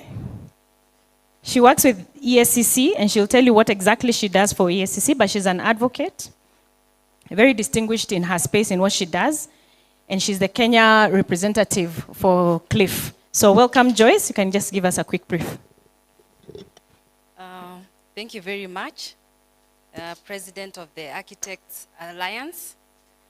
First is to appreciate the invitation to the Ethics and Anti-Corruption Commission to be part of this engagement. We highly appreciate.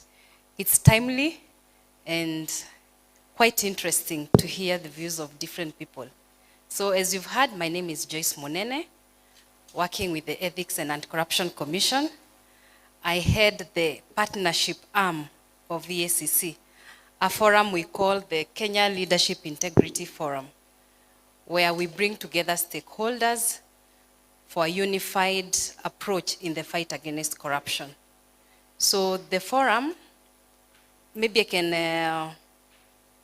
I can mention that the debate between professionals is timely in terms of we can have the same with other professions, be it the IHRM, that is for human resource, for accountants, and others, under the Kenya Leadership Integrity Forum, because we have a sector for professionals.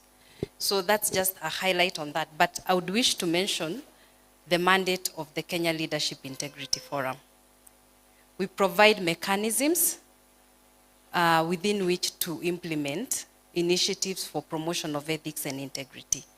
And as you can lightly see, we have a vision, an ethics and integrity-driven society, a mission and core values. These are not just from nowhere. It's because the Kenya Leadership Integrity Forum is guided by a strategic plan where public and private sectors have a role to play in the fight against corruption and promotion of ethics and integrity.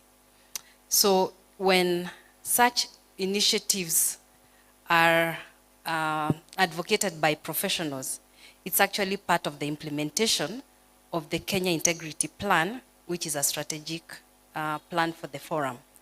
So we have a coordination framework within the forum where the highest level is called the National Forum on Integrity, where the patron is the President of the Republic of Kenya. And then we have what I can call a board, namely called the National Coordinating Committee, chaired by the Attorney General of the Republic of Kenya. And we have the Ethics and Anti-Corruption Commission as the secretary to that committee. And then the EACC chairperson is the alternate to the alternate chairperson to that committee. Our objective basically for the forum is to provide a platform for comprehensive stakeholder engagement with both the public and private sectors. And I wish to highlight our objectives of the strategic plan. There are just 4. First is to enhance the capacity of the Kenya Leadership Integrity Forum so that we implement a collective approach in the fight against corruption. Secondly, we have the strengthening of the policy, legal and institutional framework in the fight against corruption. Then we have promotion of ethics and integrity in the public and private sectors. And lastly, promotion of ethics and integrity in society. Therefore, us being here today as Ethics and Anti-Corruption Commission and discussing the issue of partnerships, I believe it's something we can all agree is a good discourse so that together and individually we can contribute in the promotion of ethics and integrity. However small contribution one makes, it will go a long way in the fight against corruption. Therefore, I appreciate the organizers of this meeting, and we just look forward to further this collaboration so that we see what and how much we can do together as professionals and even the private sector in the promotion of ethics and integrity. I don't want to talk much. We have a brochure, a flyer, which I'll be sharing with the president so that we circulate and learn more about the Kenya Leadership Integrity Forum, and also invite you to some of our meetings so that we keep on engaging. We should not tire, but believe that something will be done eventually, and we build on the hope that we'll have a better society. So I appreciate and thank you so much, and God bless you. Thank you. Thank you so much. Yes, let us build on the hope. So please, you will join me in welcoming our chief guest today. I will request you just stretch your legs a little. You've been sat for so long. You stand up. Bishop does not need introduction. You all know him. He's the chairperson of the EACC. And we are very gracious that he accepted to come and join us in this conversation and also add to his voice and give us some insights.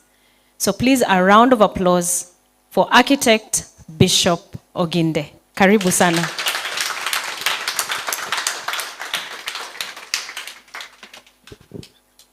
Thank you very much, Madam President, and all of you who have come this evening in this very, very significant discussion, which I believe, if we carry forward in the same spirit, can help us to get to where we ought to be.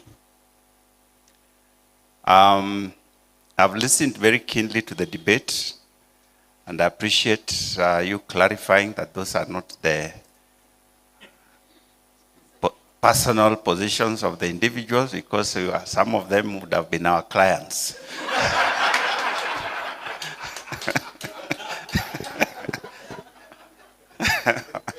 But now they are safe. We have this very good question.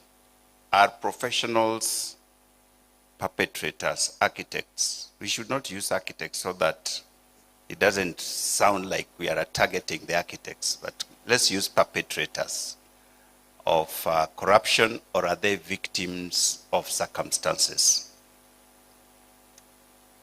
The vice of corruption, I will look at it from a broader perspective.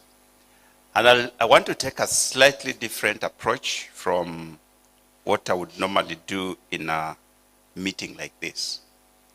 Because I want to talk to us as individuals, not as a group or groups. But I want to talk to us, I don't know how many are online, but the number of us that are in this room this evening are enough to change the tide. We don't need more people. Transformation in societies have not been led by masses. They have been led by individuals going the way they go. Everybody refers to Singapore as an example of a nation that, because corruption cannot be eradicated, but it can be tamed so that people live in a society where we respect each other and we respect the resources that have been given to us as citizens of the nation. Just before I was appointed into the office of chair, after I'd gone through the other processes, and I was wondering, suppose this thing happens, what will happen to me? So I decided to read a little more about Singapore and how they got to where they are today. What surprised me is that Singapore was worse than we are today. They were so corrupt that there was nothing you could do without paying a bribe. If you think our police officers are bad, they were worse. Customs, because it was a port city where there were trade routes passed. It was the center of drug dealing. It was the center of serious corruption in business and every other thing. A few young people who are in the university, and those of you who are here as students, this would interest you, felt that things cannot go on this way. And those of you who know the story, 6 of them who are studying in the UK decided they are going to come back to their country and they're going to make a difference. And so they campaigned and got into government, and they had taken an oath among themselves that if and when we get into government, we are going to make a difference. They even wore white suits to show the commitment that they had to transform their country into a different nation. They swore to each other that if any one of us gets himself, they were all men, gets himself into corruption, then you are not one of us. You are the enemy of our country, and we will deal with you as we will deal with any other enemy of the nation. And so they came back, and Lee Kuan Yew became the leader, and as they say, the rest is history. It was not a mass movement. It was a few people who got tired of seeing things go the way they were. And so as we sit here as professionals, we can be thinking of that person, those people who need to do something so that our country can change. But I want to say that those of us who are seated here this evening are those people that we have been thinking about who can make a difference in our country. Whenever we think or talk about corruption, almost everybody thinks about public servants, especially politicians and officials in critical sectors of government. The reality, however, is that corruption is not limited to government offices. It thrives among professionals like us. I've been quoted many times because of the statement I made not too long ago about grand corruption. In fact, it was an off-the-cuff statement, but I'm glad it had impact because it seems that people actually heard. But I was saying that from a point of information, not speculation. It was not something that I was saying out of even frustration, but a point of information. On 9th of May, which was just this past week, I was 2 years in office as chair of the Ethics and Anti-Corruption Commission. And in that period of time, we have a committee that is called the Enforcement Committee.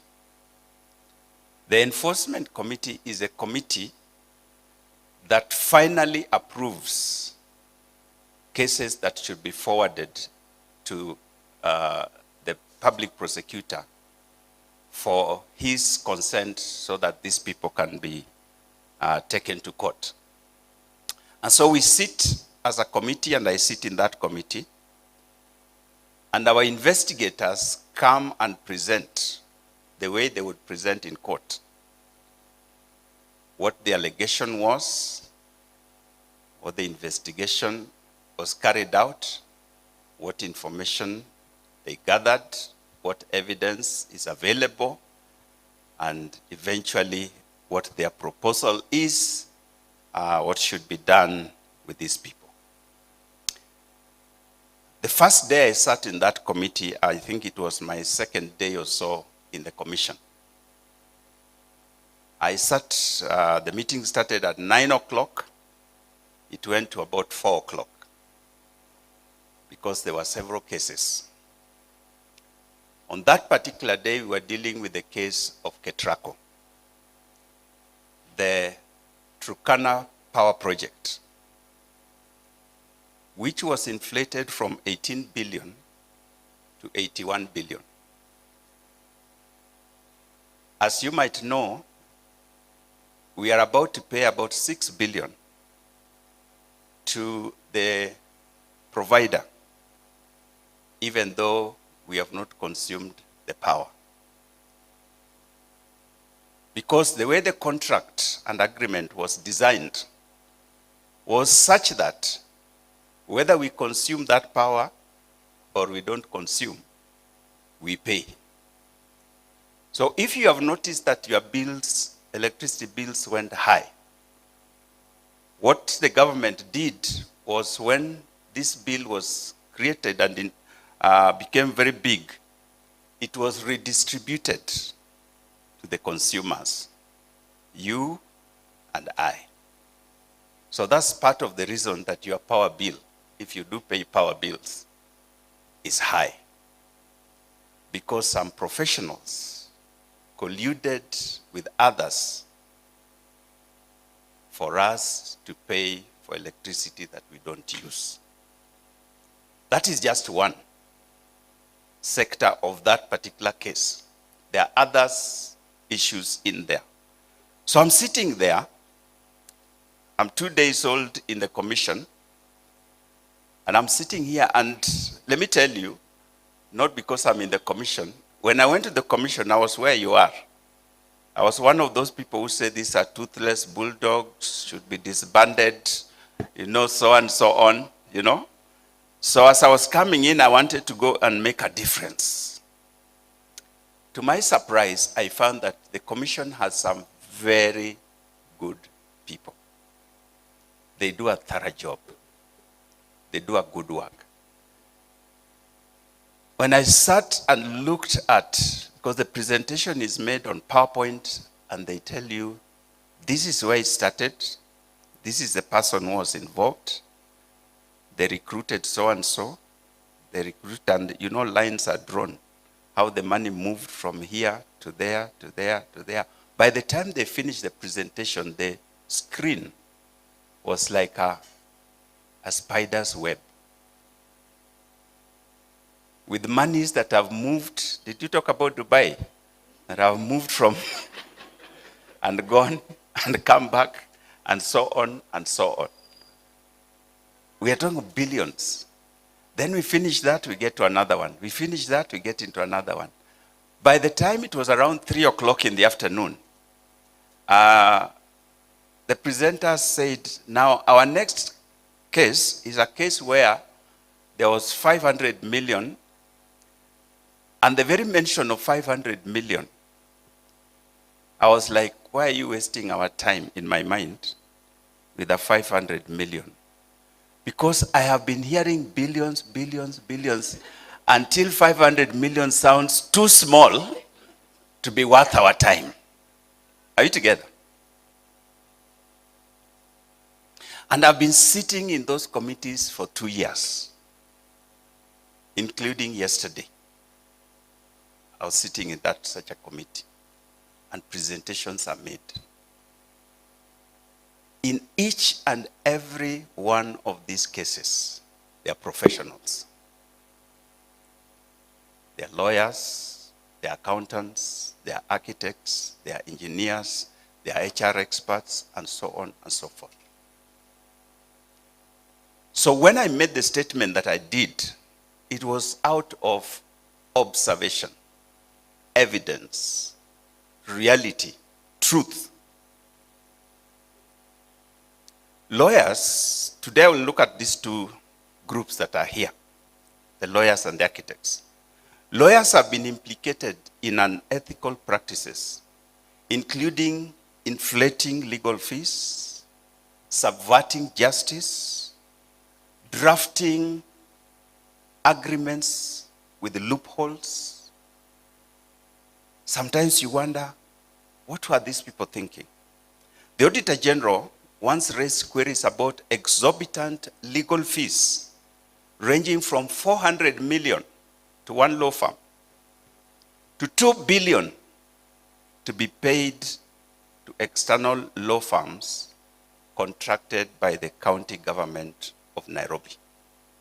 Pray tell me what a lawyer has done to deserve a 2 billion fee note. Even if you are saying, like our friends here were saying, they are victims. I would like to be that kind of a victim. I want to be a victim. To get 2 billion as fee note. In fact, Governor Sakaja, when he came into the city county, he found a pending bill of 21 billion for lawyers in legal fees. Similarly, in the construction industry, architects have been known to inflate project costs so that they can earn higher fees, because their fees are based on a percentage of the cost of project. So they exploit clients' lack of technical knowledge, billing for unnecessary materials, overstated labor costs, and this practice not only defrauds clients, but also perpetuates a culture of dishonesty and greed. Public projects are special targets for inflated costs. We have a case that you may have read about recently in the news, because it was a serious case, of Ronald Ngala Utalii College, a project that was inflated from 1.9 billion to 8.9 billion. One of the things I found about grant corruption is that they go with that adage which says, if you are to eat a toad, eat a fat one. Somebody recently told me that the grant corruption people say, don't steal small. Steal enough to pay your lawyers and everybody else along the way, and have enough for you to live on. And I think that's what they use. 1.9 to 8.9 billion. The architect, together with his professional team, had a fee note of 1 billion. I'm an architect by profession, and I haven't been into the practice for a while. I don't know where the percentages are these days. But for you to get 1 billion fees, when I last checked, when I was in the profession, an architect's fee was 6%. I don't know whether it is still the same. So if 1 billion is 6%, how much is the project itself? Just victims of circumstance. I would like to be that victim. Last month, our friend, what's the name? Adea, has given a very good, in fact, I thought he was supporting the other group, when he told us of this 11-story building that was brought down by KDF in Mombasa. And he has clarified to us, I had put it down, the details of that story. Whereas he used it to defend the professionals as victims, the person behind this is a professional. Unless now we want to remove him. He's an architect. The developer lamented that in the process he has lost 350 million in that building, because the professionals who are involved in that project did not do their work. In 2022, the collapse of a building in Kiambu County, Kenya, was linked to compromised construction standards, with architects implicated in approving faulty designs for quick payouts. Such incidents only endanger the lives of people, ordinary Kenyans, but also tarnish the profession's reputation. And I can go on and on with a long list, but just so that, because we don't want to talk theories, we are talking about realities. Isiolo Airport was contracted for 1.2 billion to do the runway. There was poor workmanship that resulted in cracks that rendered the runway unusable before it was any plane landed on it. 1.4 billion gone in a 1.4 kilometer runway. You may remember the bridge in Kajiado that collapsed before it was opened. 112 million had been spent on that bridge. Kenyatta National Hospital was installing an oxygen supply system. 443 million was spent on it. It did not produce 1 liter of oxygen.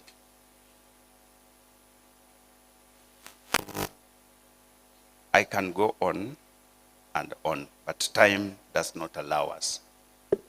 So, as I have been in this place, I have tried to think to myself, what is it that is driving this greed that we see in our society? What is it? Because I've tried to think. I have come up with several possible reasons. I need to do proper research to confirm them. But I'll share 2 that I've been thinking about. One is the whole issue of mindset.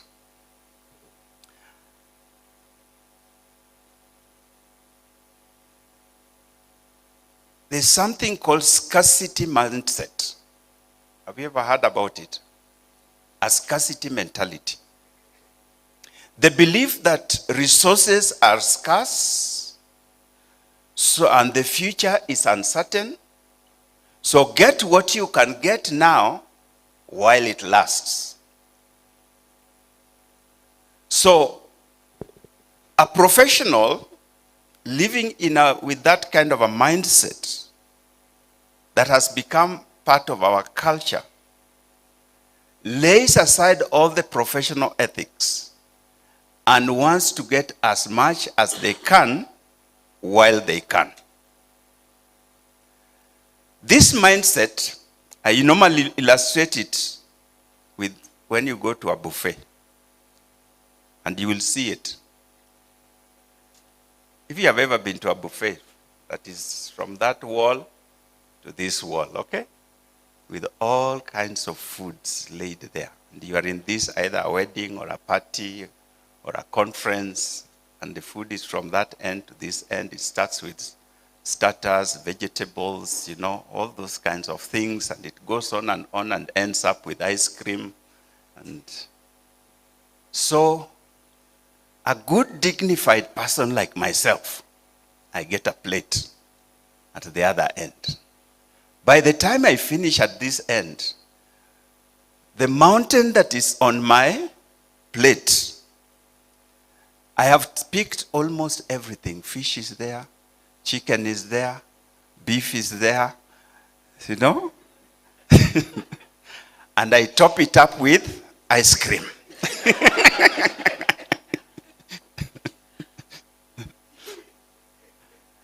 Then I now go and sit down. When you look at this person, you are thinking, is this the serving tray for others at the table?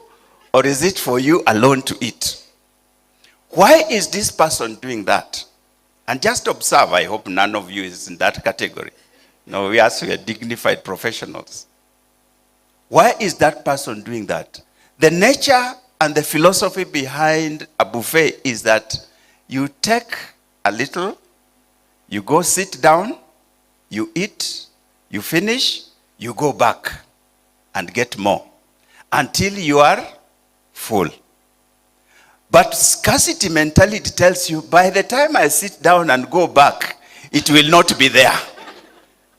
So I better take it while I can, including the ice cream on top of chicken. Are we together? So that mindset then makes a person, when they get an opportunity to try and get whatever they can from that, and they lay their professional ethics aside. So for instance, in a market where projects are scarce, an architect may feel compelled to undercut competitors by accepting bribes or overlooking safety standards. A lawyer may inflate fees, exploiting clients in distress to make quick gains. This behavior not only harms clients, but erodes professional credibility. And so we end up in this situation, and it never used to be, by the way. It never used to be. As far as I remember, professionals were simply professionals, and they were the most trusted members of society. Now, they are victims of our society doing crazy things. Victims, isn't it?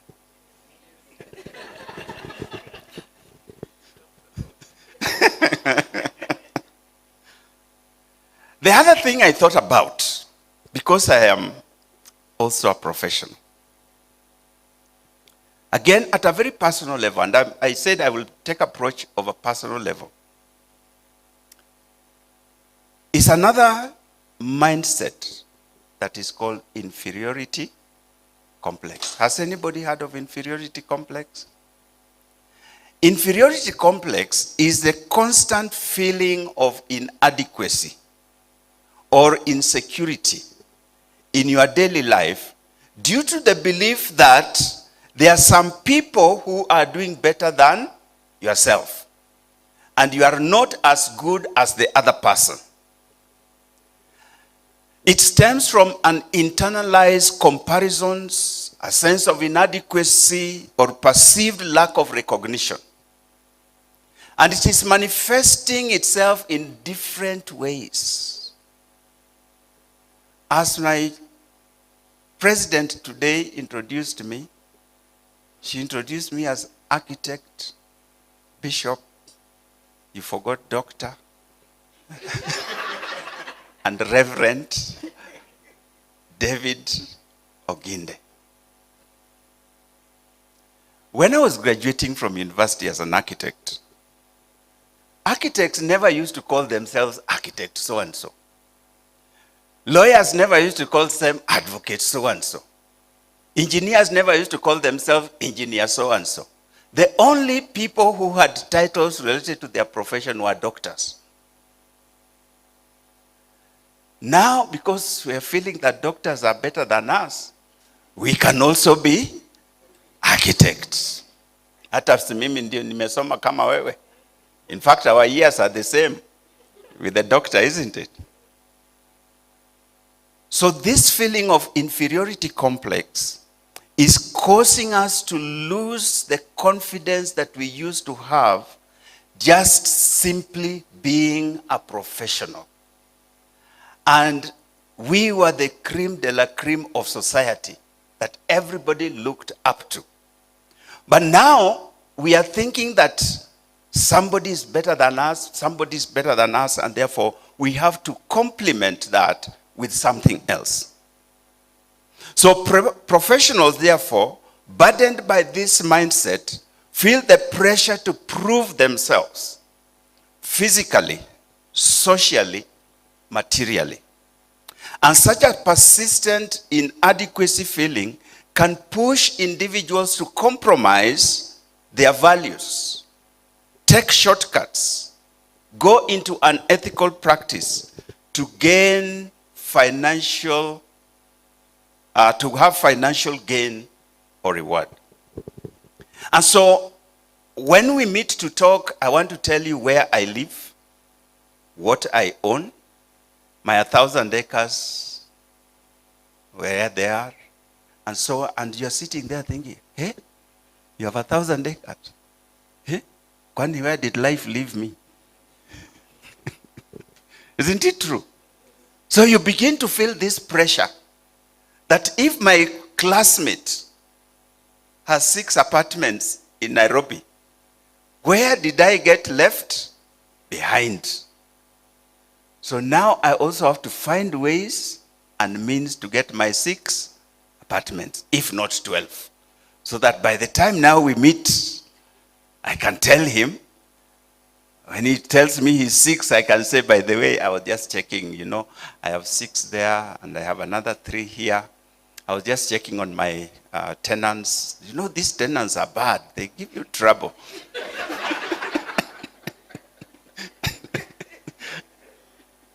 Isn't it? Yeah. I went down, you know, down in Taveta. I have a ranch there. We are doing some cattle, you know, and so on. So I said so nicely, but the idea is so that you know that I am also somebody. Because my profession is not enough. I have to complement it with something else. And so professionals are therefore getting and putting their fingers where it should not be in order for them to complement their professionalism with material gain. Why would anybody give a county government that they know is broke a fee note of 1 billion shillings? For what? One of our friends here told us about the grandmother. Was it grandmother? And 1 billion. I think you may have heard me say, because many years ago, maybe 5 or so, 6 years ago, I was so concerned about this theft. And I got to calculate 1 billion shillings. And I found that if you spend 100,000 per day, how much? 100,000 Kenya shillings per day. Do you know how long it will take you to finish 1 billion? 30 years. Every day, 100,000 shillings. It will take you 27 point something rounded off to 30 years for you to finish 1 billion. That's how big 1 billion is. Some people are stealing 5 of them.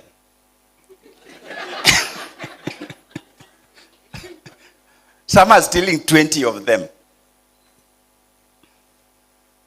So consider a young architect struggling to secure projects in a competitive market, faced with the mounting financial pressure to show that they also went to school. They might therefore approve substandard plans, bribe, justify, so that they can also live. Somebody said here, I just want my fees. So what must we do? There are the obvious proposals that have been made here. Strengthen governance and administrative structures, enhance the legal framework, empower law enforcement agencies like EACC, enforce professional ethics, etc., etc. This we must do. And like our president of Law Society said, Kenya is not lacking in laws. In fact, we are overload. In our commission alone, we have so many laws. Some I'm still learning them. The What Act, the What Act, the What Act. So when we're in the enforcement committee, we have to choose which one we are going to apply in this particular case. Laws we have. But law has never created integrity. The more the laws, the more we find out. Did somebody say, you digitize, but who are the people who are digitizing? It is the same professionals. So they leave loopholes. So we still have to observe integrity, and integrity can never be enforced by rule of law. So that's why I say today I want to talk to us who are here at a personal level. Just at a personal level. I am a preacher also by profession. So I'll be making an altar call.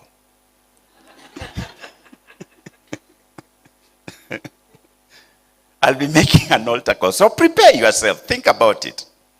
Integrity has to do with personal convictions. A man or woman of integrity is a person who has made a personal choice not to engage in unethical conduct. Personal choice. It has nothing to do with the laws. It has nothing to do with circumstances. It is all saying, I have made a decision I will not involve ourselves. Some of you may remember, about 2 or so years ago, an OCPD in northern Kenya, I don't remember whether it was Isiolo or one of the places. These people come in to try and rescue their friend who had been arrested by police. And they come with a bahasha of 80,000 Kenya shillings. You remember that story? It was news across the country. The OCPD picks this money together with the people and took them to the EACC offices. A police officer, 80,000 shillings. Can you get the picture? The people who take 50 bob, now somebody has given them 80,000 shillings. They refuse to take, and instead they take these people to EACC office. That person had made a personal choice not to engage in corruption. Around the same time, a lady riding in a matatu from Thika, I think it was, forgets her handbag in the matatu with 30,000 shillings in the handbag. This matatu tout looks into the handbag, finds a phone number, and calls and tells the lady, "You forgot your handbag in our matatu." Matatu and 30,000. Do you see? If it was one of us, I would say, okay, yeah, you get 200,000, so 30,000, you don't want to spoil your reputation. A matatu tout, 30,000. What caused that person to return 30,000 to the passenger? Which passenger did not know which matatu they took? When we get into a matatu, you don't take registration numbers. Si unaingia tu na unatoka. Yeah. How would you even know which matatu you took? But she was called and given 30,000. That matatu tout had made a personal choice not to take advantage of another. If we are going to change our country, you and I must make a personal choice and must not play the victim of circumstances. Now, what did you want me to do? What was I to do? You make a personal choice because you want to be a professional. The third one is patriotism. Patriotism is a commitment to act in the best interest of one's country, to put the collective good above personal gain. It is more than waving a flag or singing the national anthem. How often do we as professionals consider the impact of our actions on the future of our nation? When architects cut corners to maximize profits, when lawyers bend the law to shield the corrupt, they are not just betraying their clients or firms, they are betraying their country. Every compromised building that collapses, every inflated contract that drains public funds, every witness intimidated to protect the guilty, these are not just individual acts of corruption, they are acts of betrayal against the very nation that we need to nurture. And I have said this and I say it again. You and I only have this country. There's none other. If we drain it and it collapses, and nations have collapsed, we just sent our people to Haiti to do what? Why? Because the country collapsed, isn't it? There was no rule of law. It can happen here. Once it has happened, even if you fly away to US, because of the money you have kept a little, you will be called an alien That's how they refer to people in the US who are not Americans. They call them aliens. And if Trump finds out what you have done here, he will return you here to the country you have destroyed. So I again appeal to us at a personal level. Can we be patriotic enough to say, I want to build my nation? Many years ago, I and my wife made that decision that we want to build our nation. What caused us to make that decision was a very interesting thing. As you know, I'm a Christian and I'm a pastor and so on. So the example I'm going to give you is going to be an interesting one. Some of you might remember when South Africa apartheid ended and the market there was opened so that now people could go in and do business. Kenya Breweries decided to go and set up a plant in South Africa. And when they went, they were thrown out. South Africa refused to allow them to sell our beer in South Africa.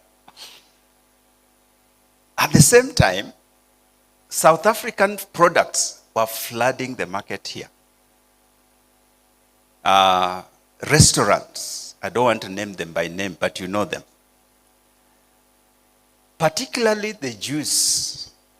We never used to have packet of juice. We used to have, the tinned one and then treetop. You know the treetop? Yeah. That was our juice. Orange juice, but it is just water with color. That's what we used to have. So these juices come from South Africa, and Kenyans had discovered a new thing. We used to buy them like they are being given for free. I and my wife, we used to buy them.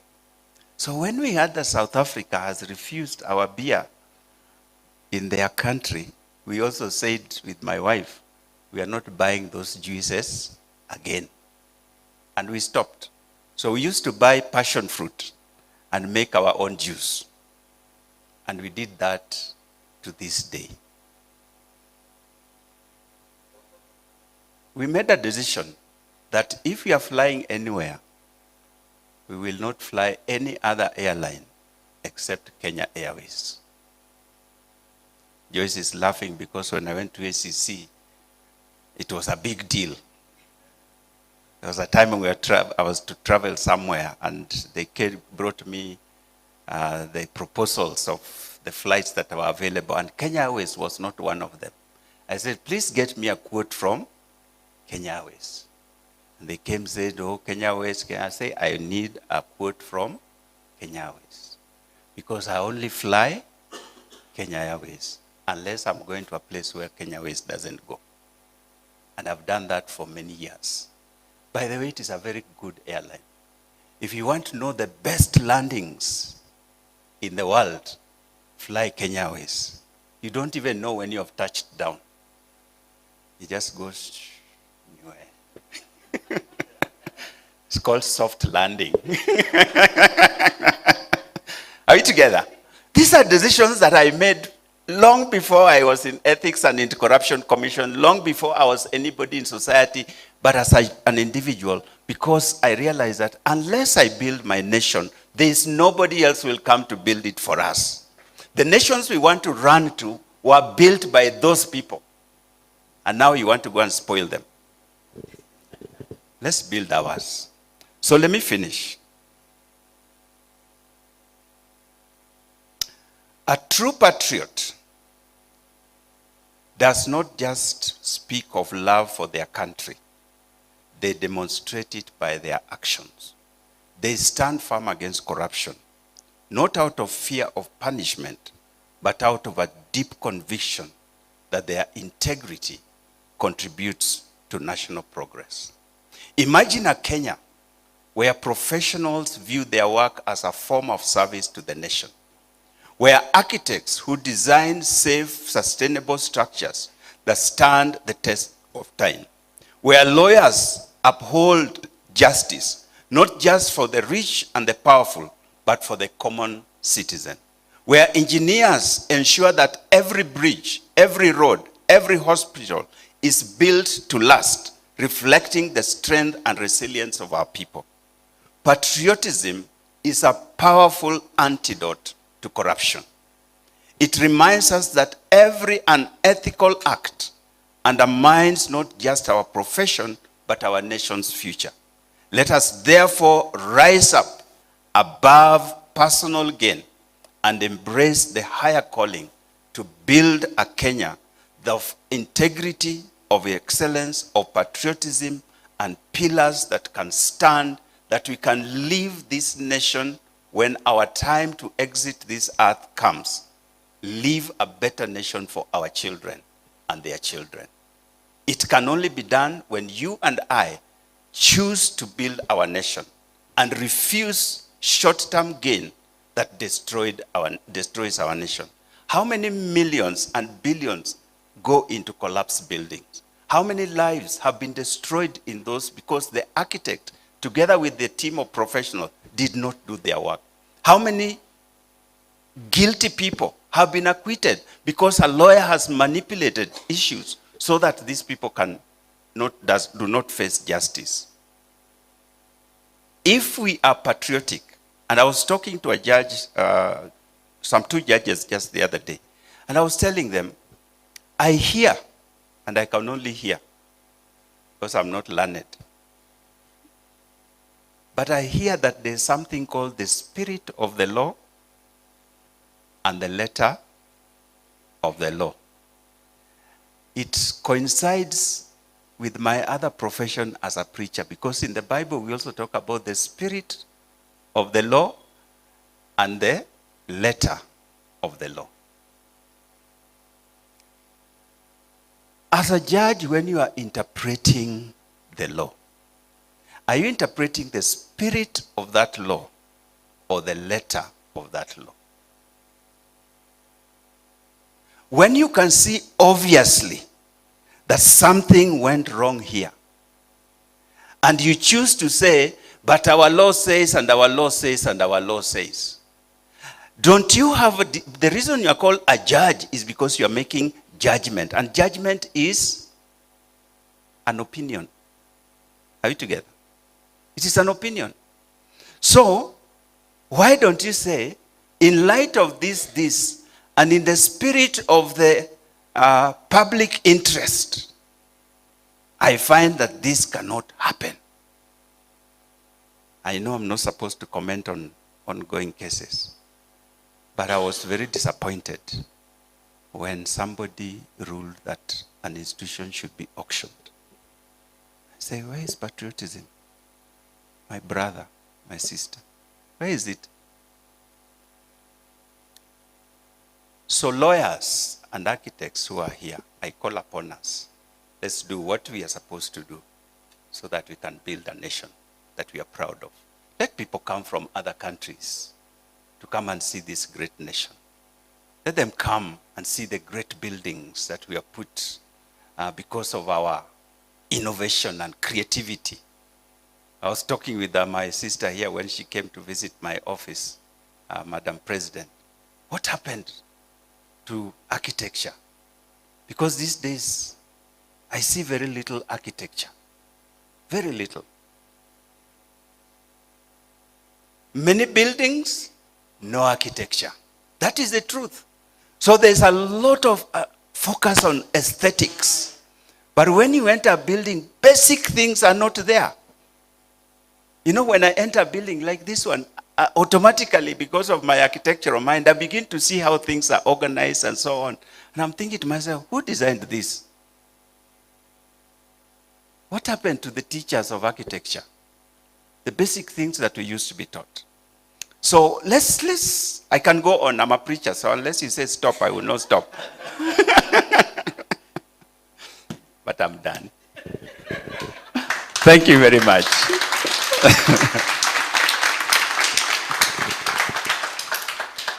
Thank you. Wasn't that great? I think we have a rallying call. That was good, yeah? Thank you so much, Bishop.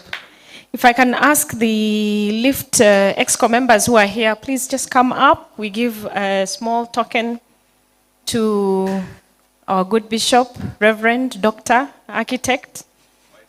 You're a public officer. We can only give you a small token. When you finish your term, we'll give you a bigger one. Juma, please come to the front. I've seen Architect Irene. Please come. I think I've seen Architect Irene. Yeah, please come forward. Vicky, step forward. Okay, you want a few, those who have not managed to get the mic. Okay, fine. So Juma then. You and Juma. Please come to the front so that we get a picture. Juma, this is for Bishop. Yeah, go up, go on the stage. Yeah. Architect Irene and Architect Arthur Oyugi. You need to balance. Someone needs to come on this side. Yeah. Yeah, like that. That's balanced. That's a good picture. We have a rallying call on a personal level. Let's be proud of our country. Please, Juma. Yeah, thank you very much, Architect, Bishop, Reverend, Dr. David Oginde. I was just reminding him that we've interacted several times before in church on Valley Road with our common friend, Architect Kigondu. And we are a great admirer of his passion for what he does. So for the young Turks, those we train, somebody asked, what is the pathway in terms of career beyond your degree in architecture? Look at his. Look at his, and he only flies Kenya Airways. So we want to thank you and wish you all the best, and we want to promise that we'll keep our part of the bargain. Thank you. We are committing as professionals to keep our part of the bargain to make that difference that this country needs. We need it, not for ourselves per se, but as I keep saying, I am a father of girls and I look at their future and the environment into which they are coming, the job market. I just met one of my daughter's classmates interning here, and she recognized me. I last saw her probably 4 years ago, and she was very excited. Ashley, I don't know whether she's still around. I had to take a photo and send it to my daughter. My daughter is graduating next week. So we want to thank you very, very much, and we hope that this conversation continues. As you made it off the cuff, we are now formalizing it, that this conversation continues in all spaces so that we see that this country turns the corner. Thank you very much.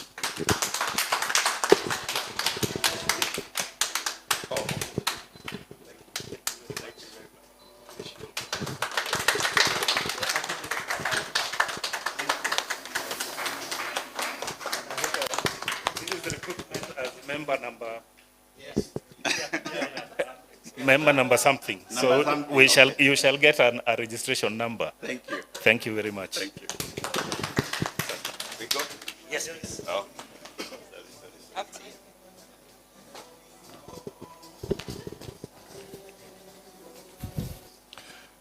A vote of thanks to the Most High for making this happen. This discussion began in 2023, and we first wanted it to be antagonistic to the lawyers who are here.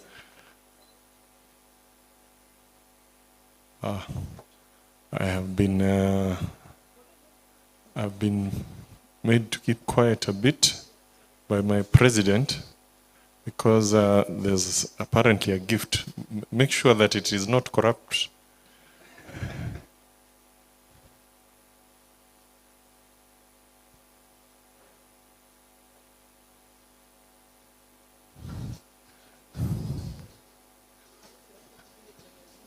This is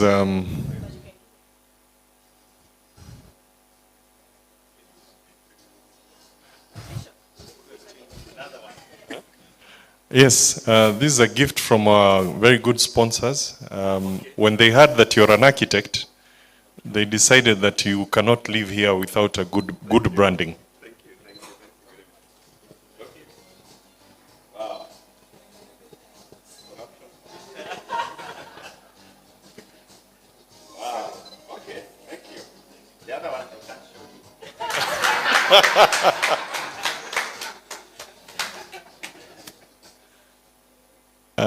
I was saying how we started this thought 2 years ago, and it was supposed to be antagonistic to the lawyers who are here. It was supposed to be architects against lawyers. But then we realized quickly that, yes, it would have made for good entertainment value, but what was it saying to the whole society at large? And this has now morphed and become what it is, and we'd like to have more of these conversations with you. To the President, LSK, she's not here. Thank you very much for supporting this endeavor. We are forever indebted to you for honoring us with your presence. To Architect Bishop, we were always wondering how those would follow, but we realized quickly that you are not part of the ones who have inferiority complex. So we will still call you Architect Bishop Oginde. Thank you so much. We know the hard work that has gone just for you to get here. We know you were somewhere outside Nairobi, made it. Thank you so much for honoring the invite. To Crown, our good sponsors, our good partners, we have used your place here. Thank you for being so gracious to us. We know there's a lot of hard work which has gone into this. Thank you so much, Maureen, Tom, Kendi. Thank you so much and the whole team. I'm not forgetting you guys in the background there. To the Fourth Estate and Nikoti's team. He calls himself the Great. I know him from other places, but Nikoti has borne the brunt of architectural perfection. He was being told to move this here, make sure that the camera is here, and he has gracefully been able to work with us. To the TA Secretariat, Maxi, our social media team, Lenny, thank you so much. You have made this happen when it was mooted. Again, for being so patient. Architects are very difficult people to work with. So thank you for being so gracious. The entire EXCO team, when this was mooted a long time ago, the team with Irene, with Arthur, Paul, Vicky, all of them. Thank you so much. Finally, we are here sitting with lawyers and facing them and saying things that we don't really mean. Again, I'd like it to be on record that I did not mean what I was saying. I was here for entertainment value. There is a gentleman called Geoffrey Baratheon, the biggest villain in TV, Game of Thrones, whoever watched the king. And people used to meet him and they could not disconnect him, the actor. And so whenever till today, he meets people who just slap him for no good reason. Please, and Chairman, please, I did not mean what I say, so please do not send your officers to visit us. All attendees physically who made it here, thank you so much for gracing the occasion. We hope that you have learned a few things. Sometimes to get to the basic bones of an issue, you have to even talk ridiculous things so that you are then able to see the real essence of something. Also to attendees who are online, thank you so much for attending. And I'd like to close this by asking you all that there are some snacks which have been prepared for you. Thank you so much for attending today. Do we have, Tom, I know you're trying to not to hide, but this being your space, when ndio mzee wa boma, sisi architect tukituacha tunaweza chukua kila kitu. Tuko na scarcity mentality bado. Maybe you can just say a few words of closing and then maybe we can proceed on to for a bite. Thank you. To the chairman EACC, the president TAA, ladies and gentlemen, good evening. Yeah, I will not take much of your time. Ours is to appreciate all of you for taking your time first to visit our showroom. In as much as you're here for a different event, we do not take it for granted. Your visit here is already a chance or an opportunity for you to come next for corruption-free paint. At least you now know we are also fighting corruption by hosting an anti-corruption conversation. We actually do stand on our principle that we play fair and we play clean and we do our work clean. And that's why we were delighted to host this particular conversation. It's a dialogue we must have as a nation if we are to leave a country that can host our next generation and even to have a country. Already you can see that corruption has made parklands what it is when it rains. That's corruption at work. The more we fight it, the better we make our society. I want to thank the EACC, the TAA, all the architects and advocates who attended this particular session. And mostly I will thank the lawyers, because they are the ones who fight corruption hardest.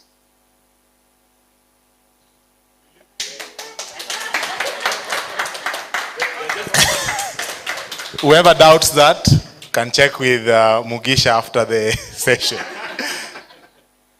So we are grateful for all of you and for taking your time. And in the spirit of who we are as a legacy brand and as a brand that is going places, we are not going to allow you to walk out of here without having something. It's already late. Most of the restaurants have closed. Your spouses are asleep. So please share with us a small meal. Interact with our team. Our team will be on hand to assist you. In case there's something you admire in our showroom that you'd want to pick tomorrow, we'll always be at your service. Thank you very much and be blessed. Back to you, President. Thank you so much. I think we are now just about to close. I'll ask Vicky to come again. Yes. We have to close with our national anthem, which is our prayer and a call to patriotism. We've been told, let us be patriotic.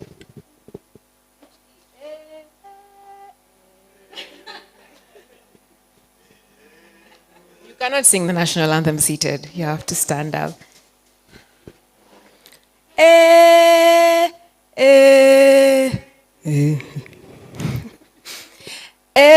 Mungu ilete baraka kwetu,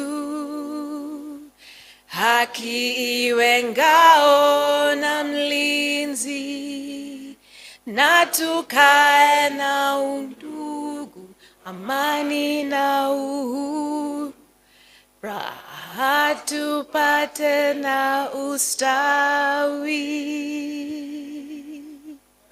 Thank you very much.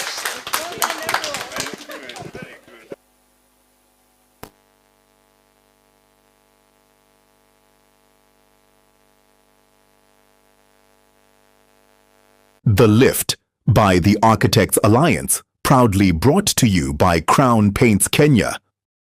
If you like it, crown it.